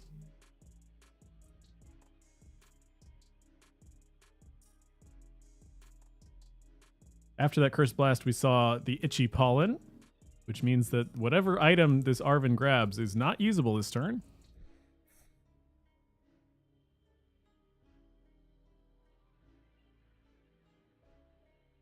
Let's find the Sparkling Crystal, the ace spec of choice for both players. But without the use of that Ultra Ball, we have no Dragapult to get into. It means that we just have to pass. Now Rotom V using this Forest Sealstone V-Star power. Gonna find Lance. Searches your deck for 3 dragons. We are getting fully set up here with the Dracloaks and Dragapult on the next turn. Means that Daniil here gonna start searching through their deck with these recon directives. And with the Budue still in the active, we can use Itchy Pollen again, shutting off the Ultra Ball once more. Makes it quite hard for Greg here to find the Dragapult. Now we don't have the Fire Energy quite yet. Another thing we're looking for on Daniil's side.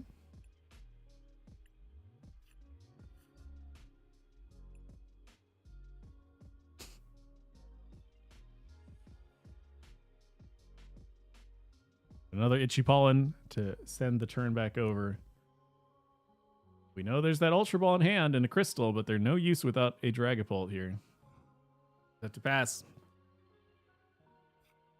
Something I feel like we're going to see a lot in this format before rotation is the announcement of Itchy Pollen. Opponent draws 1 card and passes the turn back. Until people start building their decks slightly differently. As of right now, about 50% or more item cards in most decks.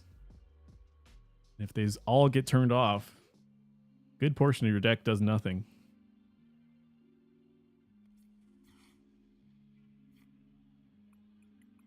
Meanwhile, here on Daniil's side, we get to Arven for our Crystal here. well as an earthen vessel can find us the fire energy finally.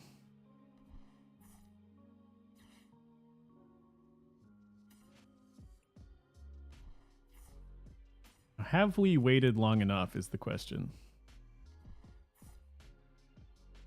It's not honestly the best Phantom Dive this turn.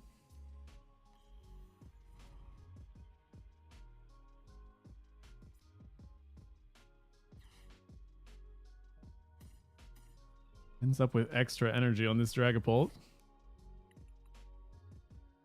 I think they meant to attach the Psychic to the other Dracloak, but ended up double attaching.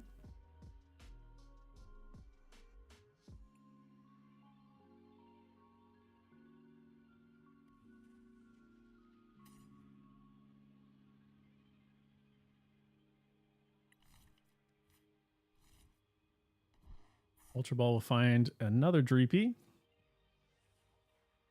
We're going to Rare Candy into Dusk Noir. So this Curse Blast can take out the Dreepy with the energy attached. We can see what the prize card is before we make a choice on whether we're attacking with Budew or Dragapult this turn.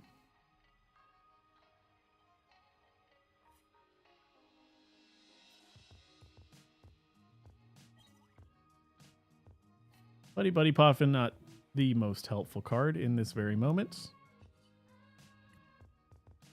We're going to retreat the Budew. Another incredibly powerful thing about this card is its free retreat cost. Now we get to Phantom Dive, take out the Duskull, and spread a lot of damage onto these Dreepy. Sets up 30 on both. Importantly, that sets up if they evolve into Dracloak, which has 90 health. Still 60 health away from knockout, which a Phantom Dive can do. A very nice spread damage here. Now Greg has one turn with items here. We know we have an Ultra Ball in hand. We have the Crystal. Is there a Rare Candy as well? The Minion will find the Arven, which will find a Rare Candy. So we get a Dragapult this turn at the very least.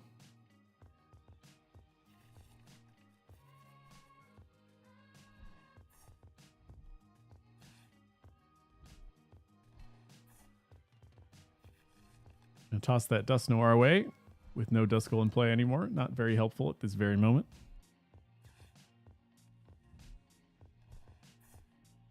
Now Greg gets to use all of these items that were clogging up the hand before with the Budew attacking. It has the Forest Sealstone. We do need to find one energy for this Dragapult that will be in the active to be able to attack.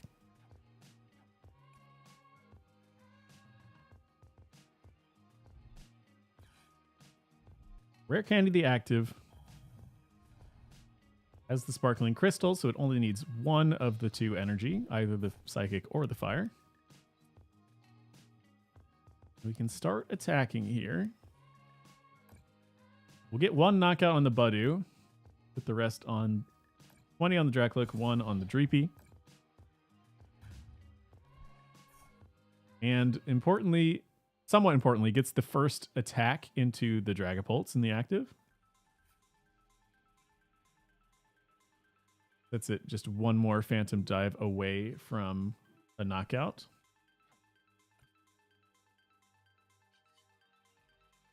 So honestly, not feeling too bad for Greg in this spot. There's no Duskull set up for Daniil here. Okay, finds the boss though, actually. Boss on Luminion, Phantom Dive for the win here. Takes 3 prizes.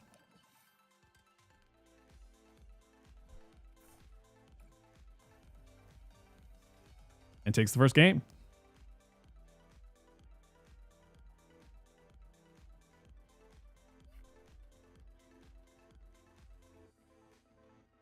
So game number 1, player who went first won. But also the player that was able to use the Budew more effectively. We saw Greg did have the Budew on their bench, but was unable to retreat into it on their first turn of the game. And so that Duskull kind of got stranded in their Badu was taken out by a Dusclops from Daniil's side. And we saw the strength of Itchy Pollen once again.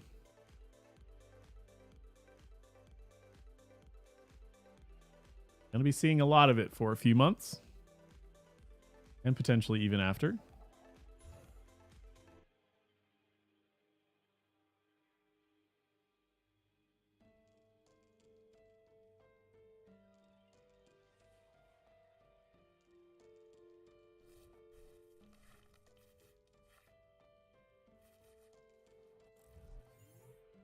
Look at the opening hands here. Having to start the Rotom V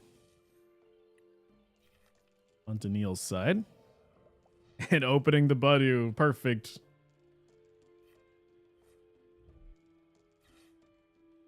Now Greg chose to go first in the matchup here. Finds the Artisan, gets one Dreepy set up. That might be the extent of it. Has to pass the turn.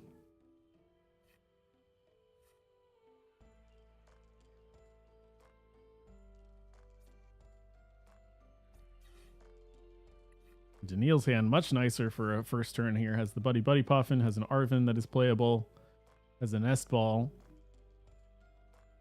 You look at the prizes real quick. Importantly, has the Forest Sealstone, has the Sparkling Crystal, has Dragapults available.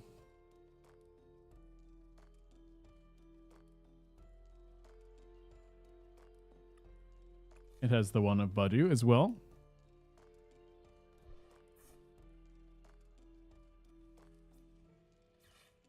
We might have to see Arven for Earthen Vessel to retreat the active Rotom here.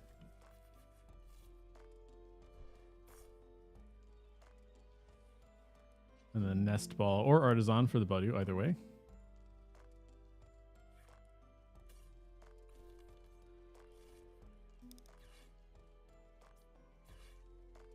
The Daniil going to get the first Badu into Badu attack here.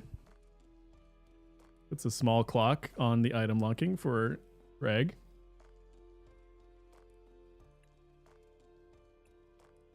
Meanwhile, setting up 2 Dreepy and a Duskull. Or perhaps 3 Dreepy, thinking about it. 3 Dreepy is the choice.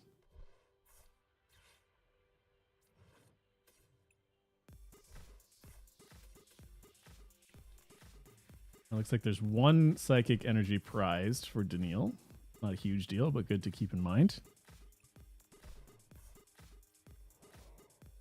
Reading into the Badu can even attach this Forest Sealstone for a future turn. And an Itchy Pollen. Turn off those items. See what Greg can do here. Artisan gets them a second Dreepy.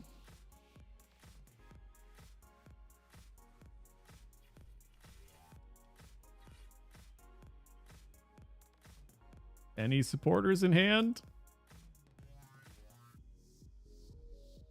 Okay, does have an Arven, but Arven again is only half effective here. It grabs an item that's unusable.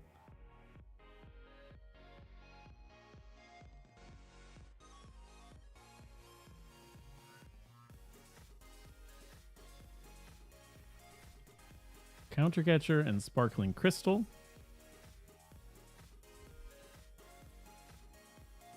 Finds 1 Fire Energy to set on a Dreepy. And an Itchy Pollen. Gonna be a couple turns of this, but for Daniil, at least has a Dracloak in hand, so we can start looking through the deck with Recon Directive a little bit. Artisan pull out a Duskull.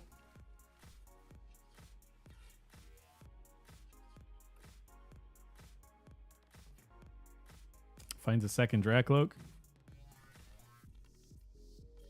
Means now 2 Recon Directives on a turn. Gonna be searching through their deck much, much faster than Greg is here. Kind of a hard choice here. Both cards very good.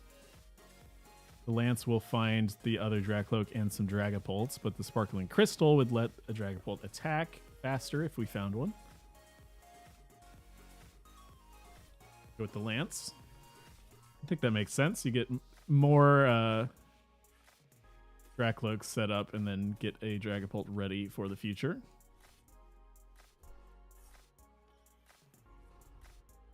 So in one turn, we got 3 Dracloaks set up, even without items here.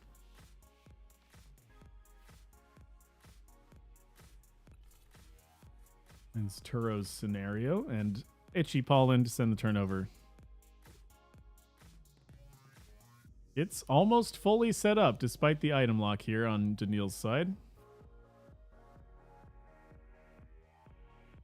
Meanwhile, Greg, unable to find any supporter other than the Arven last turn. No Dracloaks in sight. Okay, Lance will find us the Dracloaks. 1, 2, 3. Get our own recon directives going.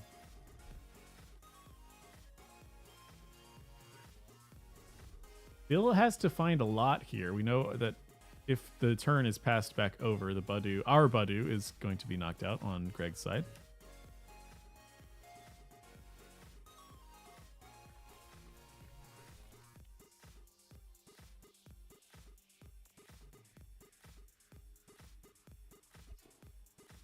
So 2 recon directives into the Itchy Pollen. Building up, I'm sure, a large stockpile of items in hand to eventually be used once the Budu is either knocked out or no longer attacking.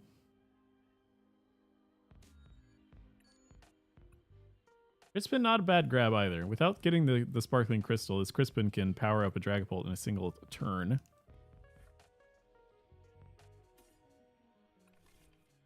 I'd stretch for the choice here. Already have 1 Dusknoir in hand. Into Fire Energy.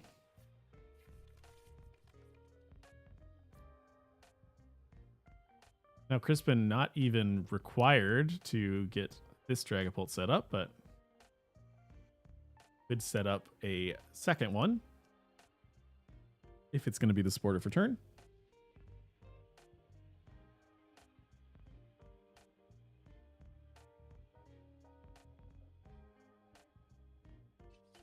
I think deciding here whether or not they're attacking with the Budu this turn or a Dragapult.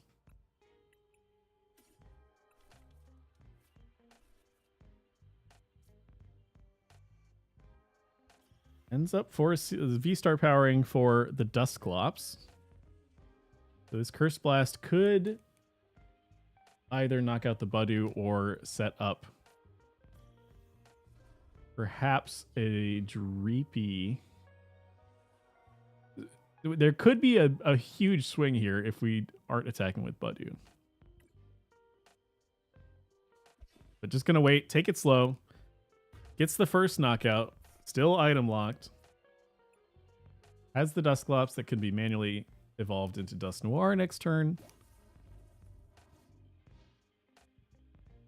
We'll see what Greg can do here. This is, of course, the benefit to attacking first with the Budu.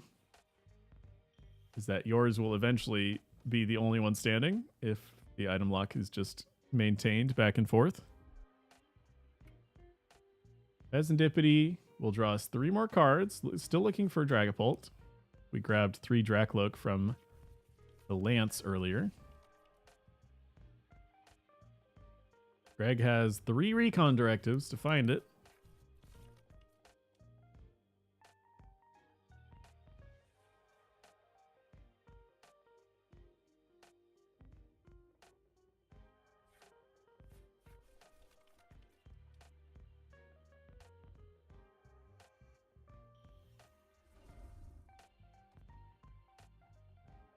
We do find it. So there is going to be a Phantom Dive this turn.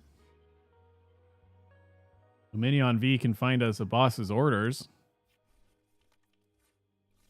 We can take out either the Rotom for 3 prizes or the Dusclops for 2, but shutting off the ability to use Dusknoir. That seems the choice. You can always target down the Rotom on a future turn. So a nice, powerful first Phantom Dive of the game here from Greg. It's 50 damage on the Dragapult, knocks out the Budu, and knocks out the Dusclops.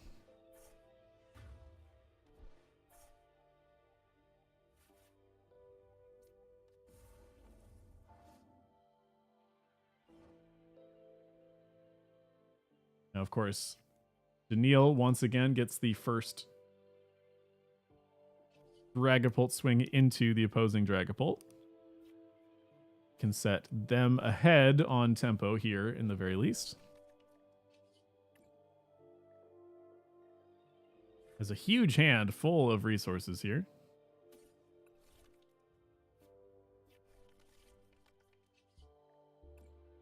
Can use either the Buddy Buddy Puffin or the Artisan to find another Duskull.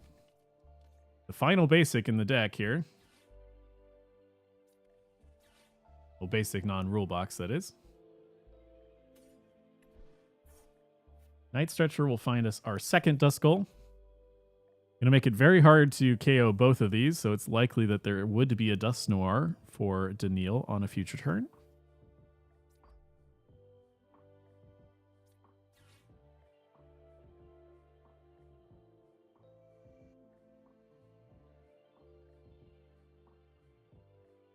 Burrow's Scenario can pull up the Rotom, so getting that 2-prize liability off the bench. Already used its V-Star power, so it's done its job.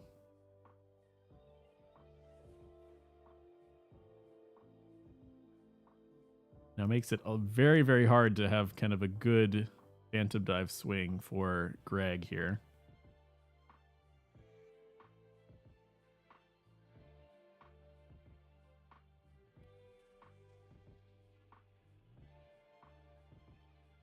I suppose thinking here whether to bench the Dreepy or not, or if we're counter-catching something else. We can knock out the Luminion this turn. Gonna end up swinging into the Pheasantipede, and this is nice because it doesn't actually knock out any Pokemon, which means that there's no script to be flipped here. And leaves the Pheasantipede with just 10 health remaining. Could easily get cleaned up by some damage counters from a Phantom Dive on a future turn. And forces either the opponent's Churros Scenario to pick it up or something like the Rescue Board to get it out of the active.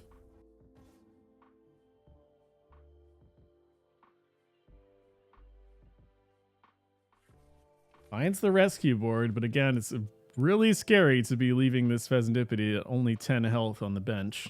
So searching for the Churros Scenario here. Earthen Vessel will thin out a little bit more.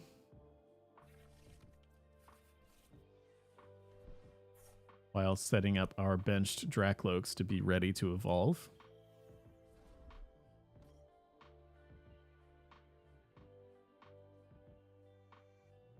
And just a Phantom Dive into the active.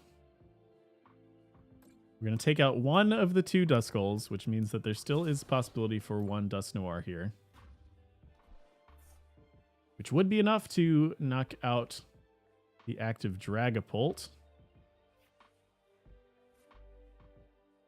But it's a little scary to use the Dusknoir here when your 2-prize in the active is so close to being knocked out here.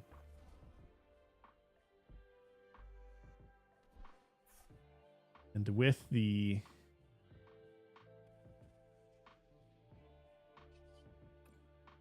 But we need to find boss's orders from Daniil's side here. It feels like that's the only way out. The boss or a counter catcher. They're both in deck.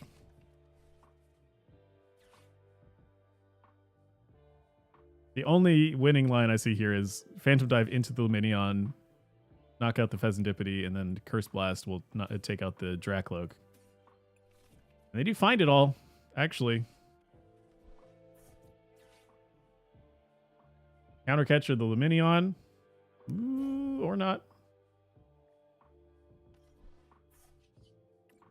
Okay, this works too. Either way. I was overthinking it. 130 will still knock out the Luminion.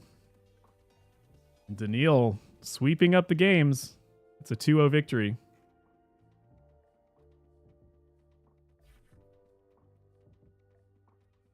Dragapult moving on into the finals. Seemingly where it belongs in this format Doing quite well.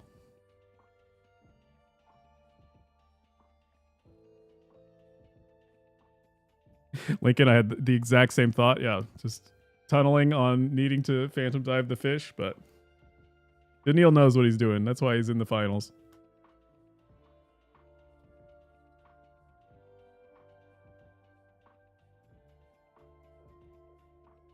So we're going to swap on over to the other side. I'll see if I can find top 4. We'll be right back.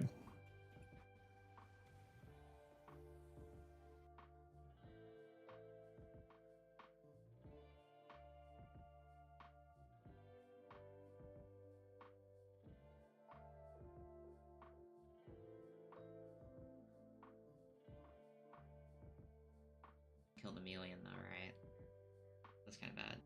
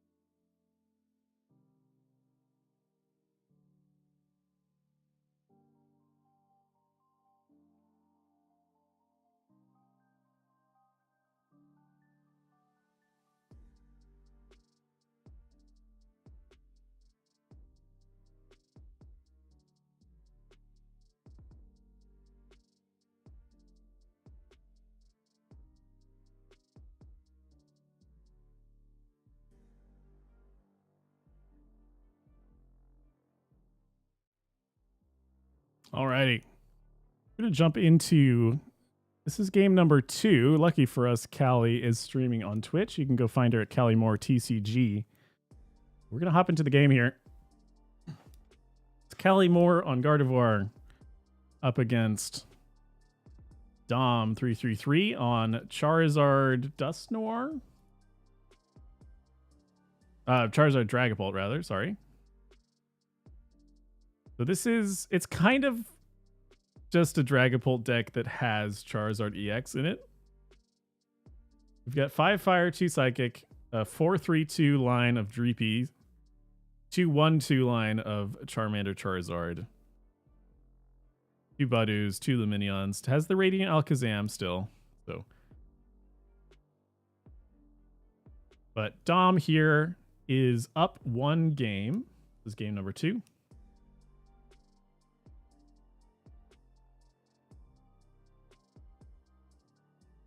We just see Cresselia knocking out the active Dreepy here.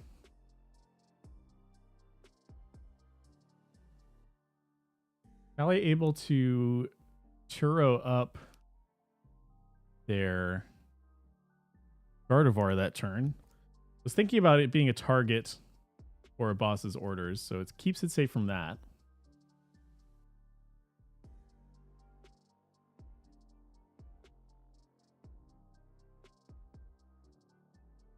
We'll see what Dom has in their hand here.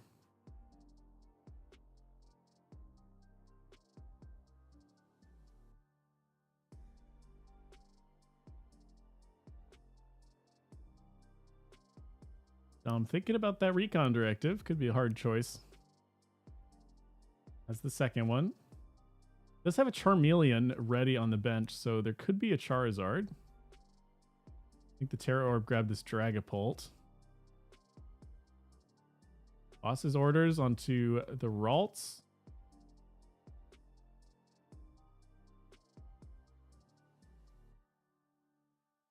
Perhaps doesn't have the Psychic energy. Rare Candy into Charizard.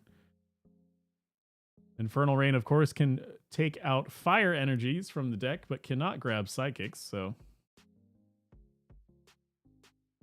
Dragapult might just be jet headbutting this turn to knock out a Ralts. Not the spot you really want to be in as this Dragapult deck here. But finds a prize regardless. Maybe they need to find Psychic from the prize cards.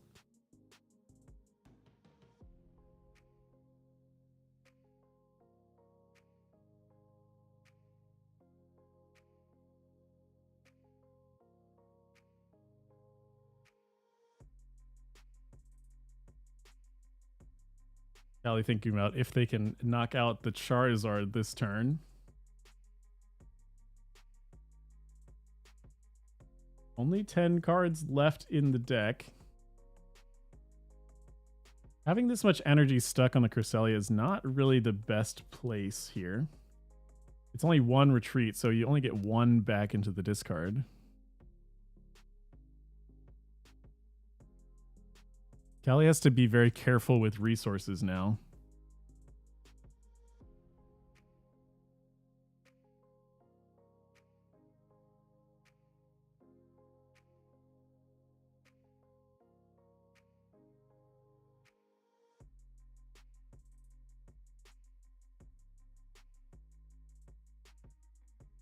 Has the second Dark in hand to attach to the second Monkey Dory.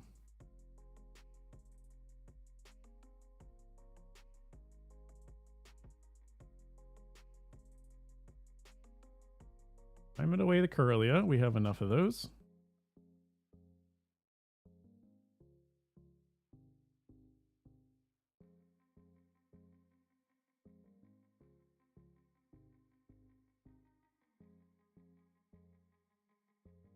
Seems like the play this turn, or the plan this turn, is to knock out either the Dracloak or the Charmeleon, while setting up these two Monkey Dories.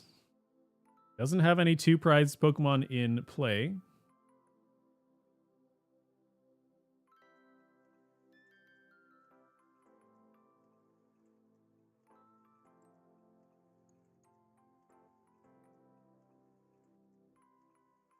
And a Lunar Blast is 3 energy on the Cresselia. Able to use the second attack. We don't see that often, but 110 damage.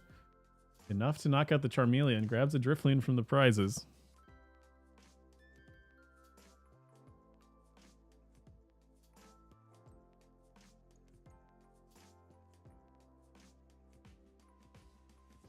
Dom's side has a Lance for a single Dracloak. Perhaps the only dragon left in deck.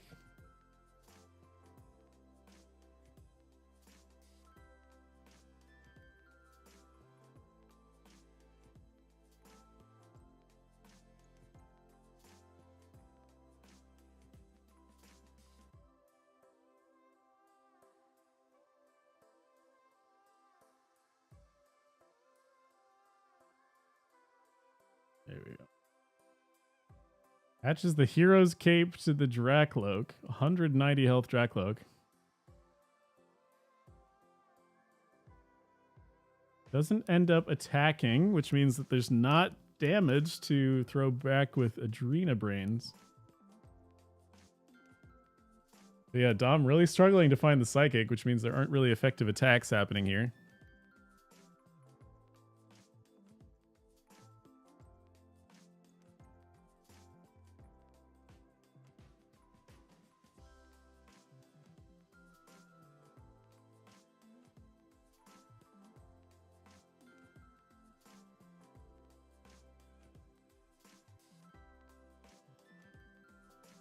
Trying to decide what to do this turn. With with the bench full, this Drifloon can't attack, which means we're not hitting that huge of numbers here. Help adding in Turos and a boss.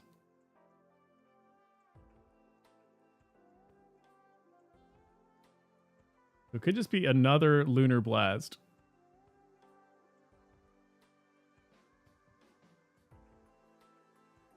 Here's the Turo. The Turo on a future turn, or even this turn, if we're playing Gardevoir, can get the energy stuck on the Cresselia back into the discard, can free up a bench space for the Drifloon.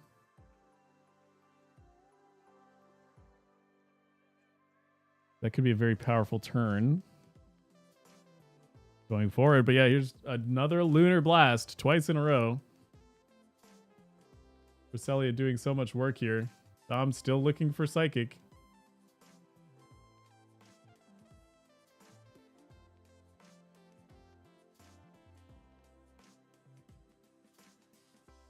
Artisan finds a Budu. There's a Recon Directive. Still looking for Psychic Energy. There's only 2 in the deck.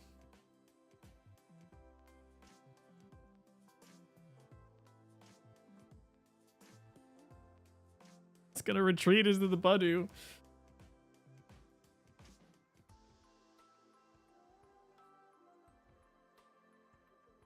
This is such an odd game from Dom. He's up 1-0 in the series, but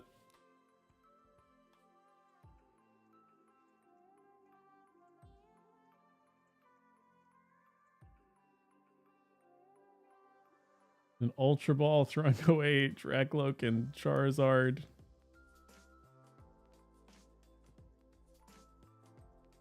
Pheasantipity doesn't help yet. There hasn't been any knockouts.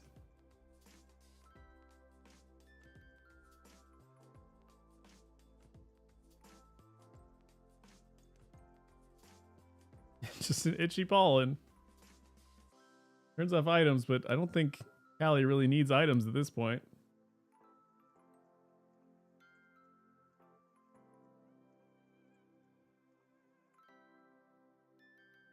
Same time, Callie doesn't really want to be... Well, turning off the items actually shuts off Super Rod. So this could be a line trying to get Callie to deck out here. So Callie needs to knock out the Budu, or another Itchy Pollen would be the game.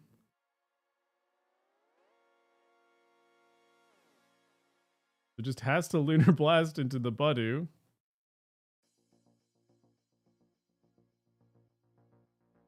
Can Dom find a way to waste another turn here? They find a Night Stretcher or the other Budu. I don't know if both are in the discard or not. That would be the game. Night Stretcher finds the Budu.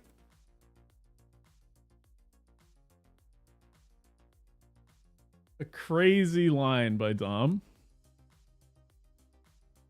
The rescue board on the Charizard allows it to retreat with only 1 fire attached. Another Itchy Pollen here means that there's no Super Rod to be played, which means that Callie will deck out next turn.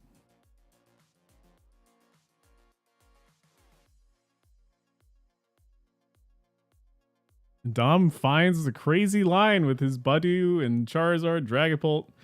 Not attacking with Dragapult, these big strong dragons, just attacking with Budu. It's the job done. What a finish.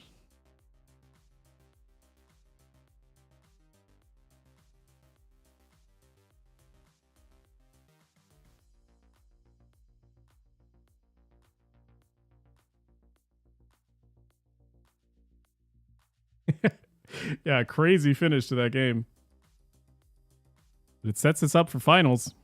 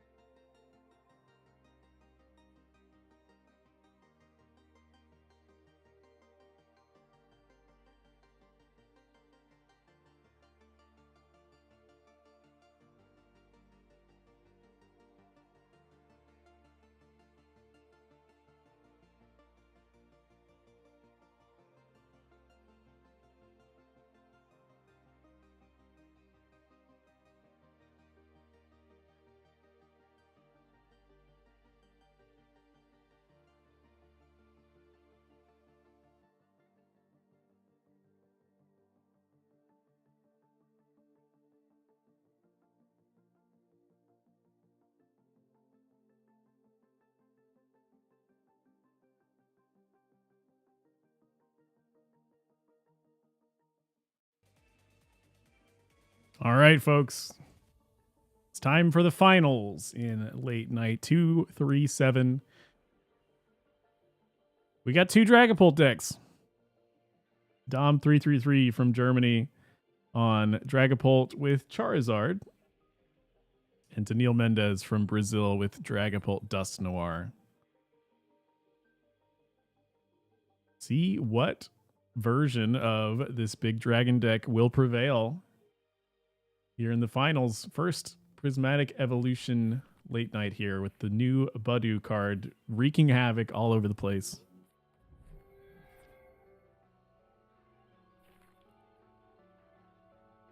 And Dragapult coming out on top because of it.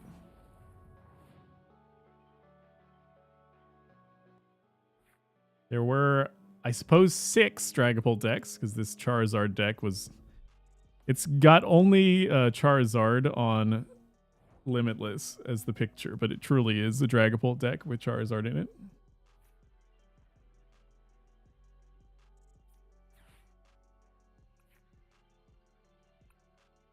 Neil starting off with Buddy Buddy Poffin. Going second here means that Budu can start attacking this turn. I should have been watching more closely to see who won the coin flip, but on the other side, Dom set up a Charmander and a Fire Energy on the Dreepy.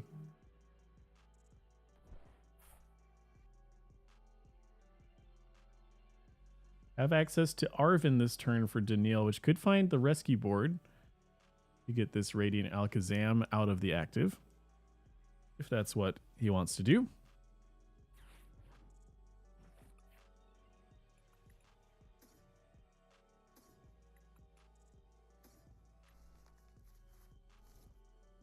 It'd be Earthen Vessel and Rescue Board, the choices. Means that this Ultra Ball probably has to be the Budu, unless we're hoping to get it off the Iono. No, we used Arven, we can't Iono. Yeah, Ultra Ball has to be getting this Budu this turn. It is using a lot of resources here, but we are able to set up the item lock. Even attaches the Psychic to Radiant Alakazam. Oh, it's a 2 retreat cost. Of course they need it. Okay. Here's that Itchy Pollen. 10 damage. And no items for use for Dom this turn.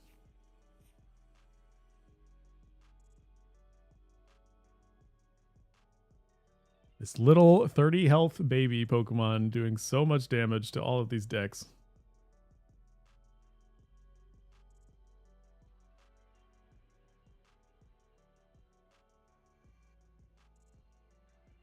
If Dom can do anything this turn, boss's orders.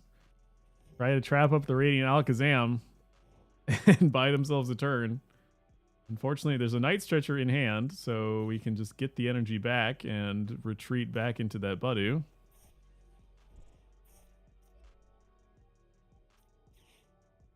I know, see some more cards. Looking for Dracloaks this turn to get the draw engine up and going, and there's 2 of them. That's perfect. Really could not ask for much more off of that Iono. 2 Dracloaks, the Dragapult, the Crystal, even an Arven for next turn. The Turo scenario from the first Recon Directive. Looking for Duskulls still, but take some energy instead. Get to retreat into that Budu once again.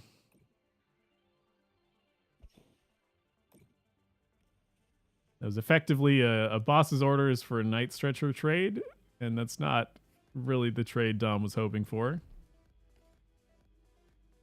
Finds a Charmeleon, going to be slowly evolving into this Charizard. If it do find the Charizard, its ability, of course, allows it to get set up without the need of items.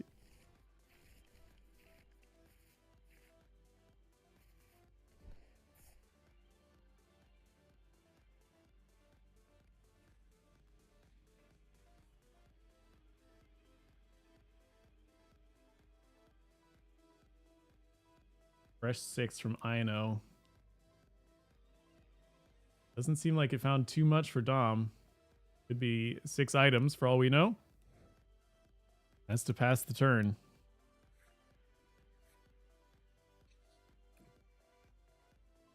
Meanwhile, on Daniil's side, finds a Duskull. First recon directive finds a Nest Ball.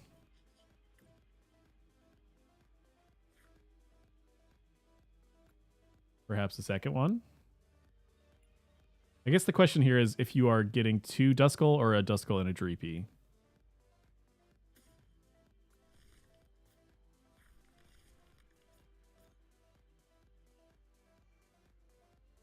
We have all the Pokemon search we could ever hope for here. Goes with the double Duskull. I think that makes a lot of sense. And we can keep this item lock going. Another Itchy Pollen. Up to 30 damage on this active Dreepy.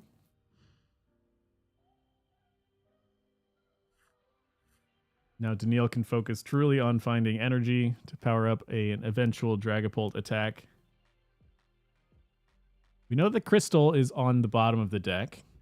And there's at least 2 energy in the discard. There's only 6 in the whole deck, so... Finds the rescue board to get that Dreepy out of the active. Retreats into the Budew of their own. Arven will find an item that can't be used this turn and a tool. Ultra Ball and Hero's Cape. Now, Hero's Cape is an interesting choice here. Can be used on either the big Charizard or the big Dragapult, whereas Sparkling Crystal would only be used on the Dragapult.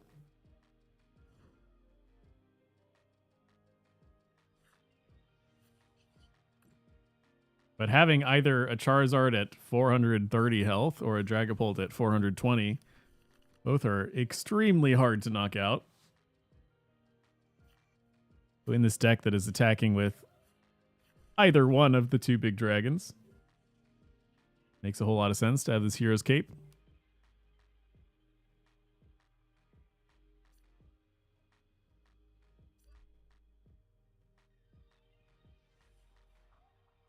Daniil still can't quite attack with the Dragapult. Would have to use Arven to get the Crystal here. And he used Painful Spoons from this Radiant Alakazam to move 20 damage onto the Budew, which means this Itchy Pollen is actually going to knock out the Budew.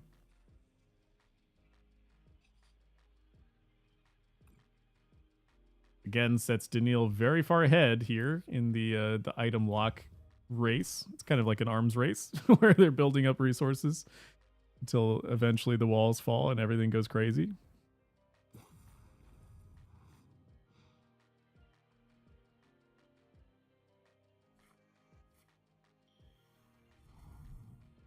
Finally finds a Dracloak. The Dom can start drawing some more cards now.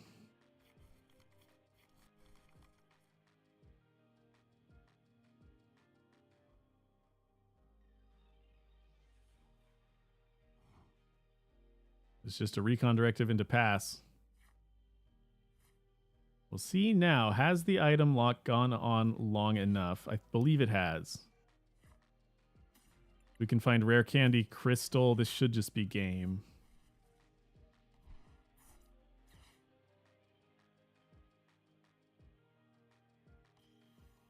Yep, Rare Candy into Dusknoir. Crystal onto the Dragapult. Free retreat from the Budew. 130 goes on the Charmeleon.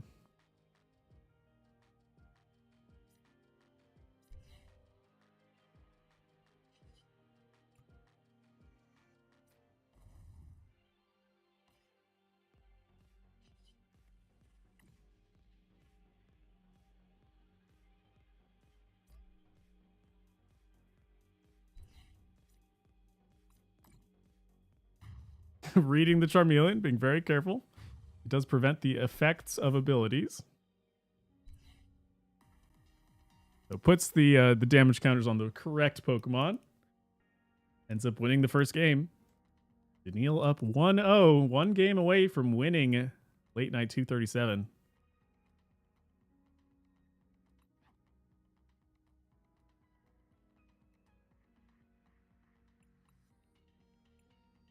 You can see they've done their due diligence, made it to Arceus rank.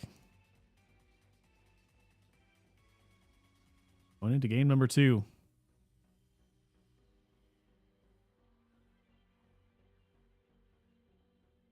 I think it's going to be a running theme for the next couple of months. Is the player that gets to attack with Budu first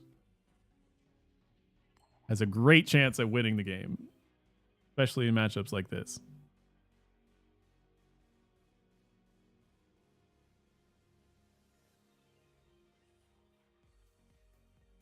Now Dom choosing to go second now.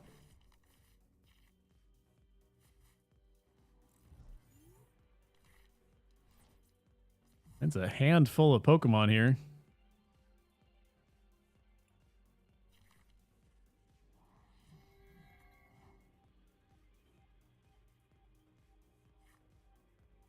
But top decks the Poffin, you never don't have it. Get some more Dreepies here. And a Duskull.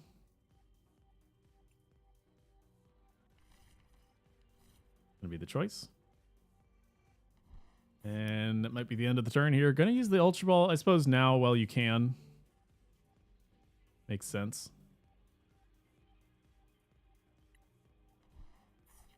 Question is what to Ultra Ball for? Oh, they have the Rotom V, so we're gonna draw some cards. Instant charge for 3 extra cards. Feels pretty good.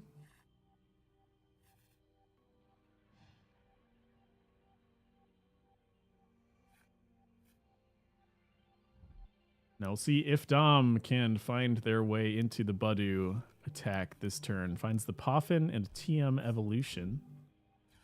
Kind of leads me to believe that we are not getting this Radiant Alakazam out of the active here. Unless they just have the rescue board in hand. It seems like we're going to use the TM Evolution to evolve these 2 Dreepy instead. And yeah, that's just it. Poffin into TM Evo. No other cards used. Just set up 2 Dracloak.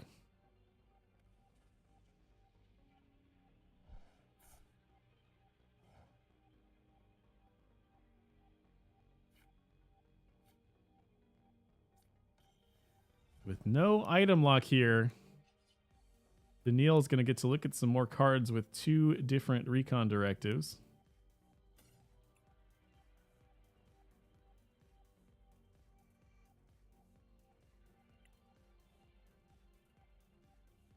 Thinking about this choice.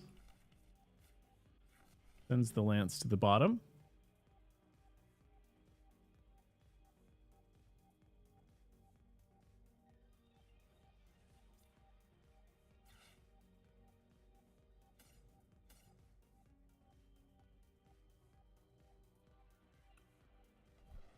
Now, we don't have a rare candy, so there isn't a threat of Dusknoir or even Dragapult this turn. I suppose the Lumineon could find an Arven for the candy. Crystal, and then we have Fire in hand, so that could be a Phantom Dive this turn.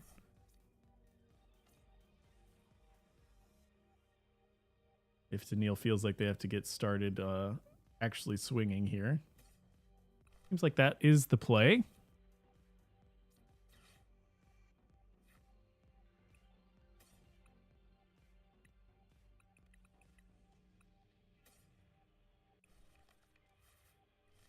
The rare candy gets us into Dragapult. In the active, we can attach the fire and the sparkling crystal.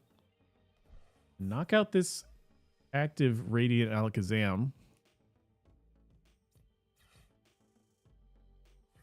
Same time, we can get a second Dreepy out, or even a Duskull.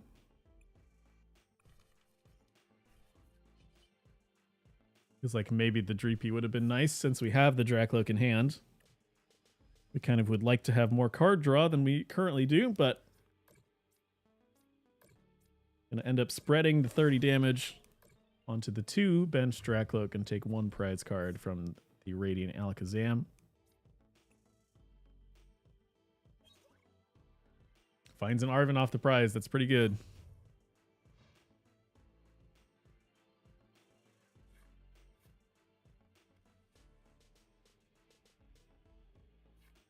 Now, Dom, unable to do much last turn other than evolution. Possible they had the Dragapults in hand, but a few more recon directives. Looking at 4 more cards. Would love to find the Dragapult attack this turn if possible.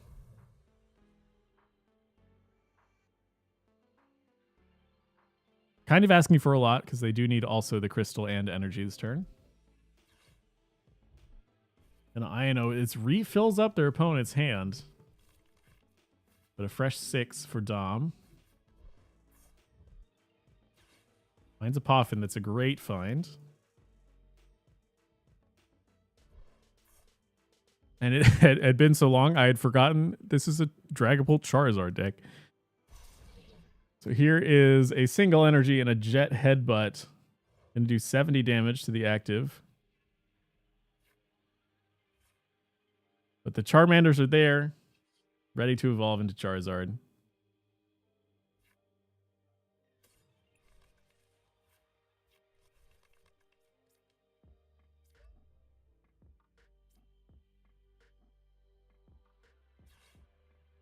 Neil gets to tour up one of these, either the Rotom or the Lumineon. Get it off the bench. Takes away an easy 2 prizes later for Dom. As well as perhaps if they really need to, they can reuse Luminous Sign on a future turn. But just a simple turn. We're going to Phantom Dive, take out the bench Dracloak, set up the active Dragapult for an easy knockout. It doesn't really leave Dom with a lot of options here.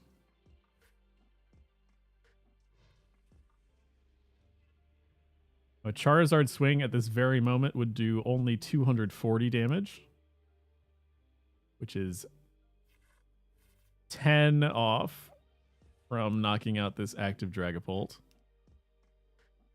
So they would need to find perhaps the Defiance Band if they're playing it. Let's see.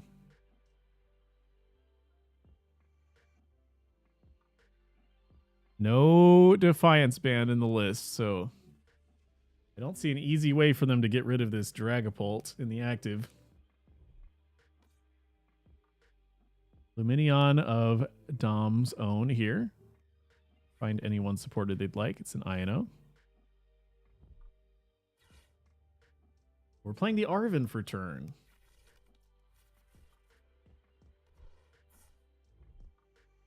Seems like we are going to be attacking with Charizard this turn, perhaps. The Charizard, of course, can also accelerate the fire energy onto the Dragapult so that it can start attacking with Phantom Dive.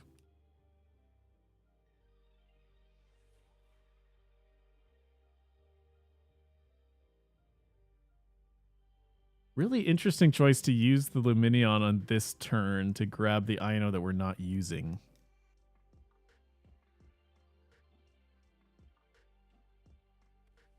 Now it's a potential target.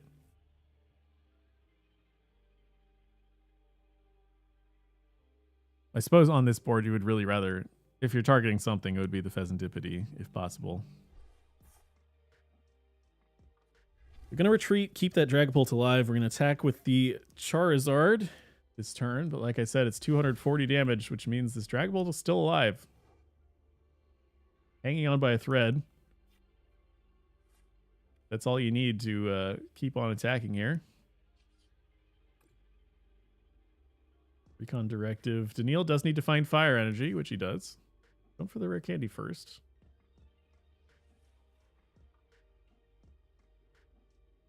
Although there's not currently a way to find the Dusknoir. Dusknoir Curse Blast would be able to clean up that Dragapult on the bench. Not sure if there's one in the discard or not that the Night Stretcher could find, but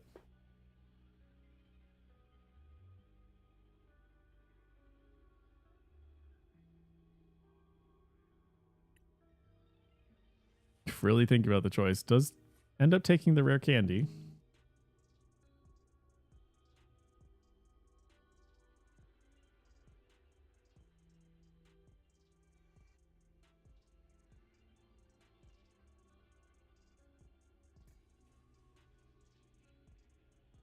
Thinking about playing the Lumineon to grab maybe boss's orders.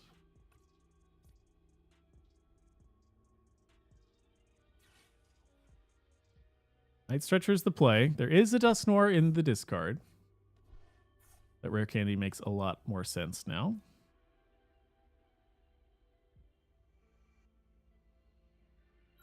But yeah, this is then a 4-prize turn. We just Dusknoir the Dragapult. We boss's orders the Luminion.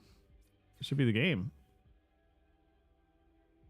Neil really making sure, thinking through it all. But it's that playing of the Luminion last turn for the Ino we didn't use. Ends up being costing Dom the game here.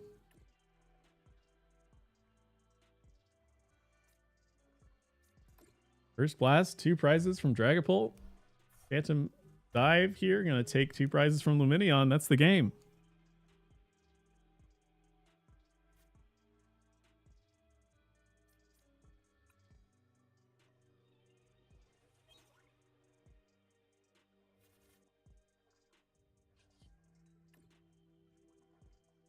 Just like that, Daniil Mendez, tonight's winner, late night champion.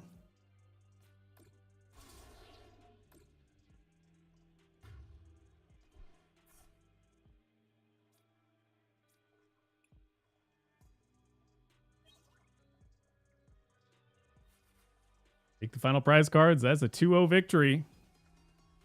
Dragapult Dusknoir taking it over Dragapult Charizard. Didn't quite see the Charizard until right at the end there, and it wasn't enough damage to take out the Dragapult, so didn't get the job done, but Dom in second place. Really feels like Dragapult is the way moving forward. Dragapult and Gardevoir, which we didn't see in finals, but in this top 16 cut, there were 5 Gardevoirs and 6 Dragapults. They seem like the decks to beat here. That's all we got, folks. My name's Nate. I hope you enjoyed your time here. You can find me at Asmodemus on Twitter if you like me or not. It's up to you. There's some more late night later on. The NA wave going to be in a couple hours with Koopa and Ubel. Some fantastic guys. So if you want to watch some more Pokemon or play some more Pokemon, there is the NA wave coming up soon. Otherwise, thank you for being here. I hope you enjoyed it. We'll be here next week. See you around.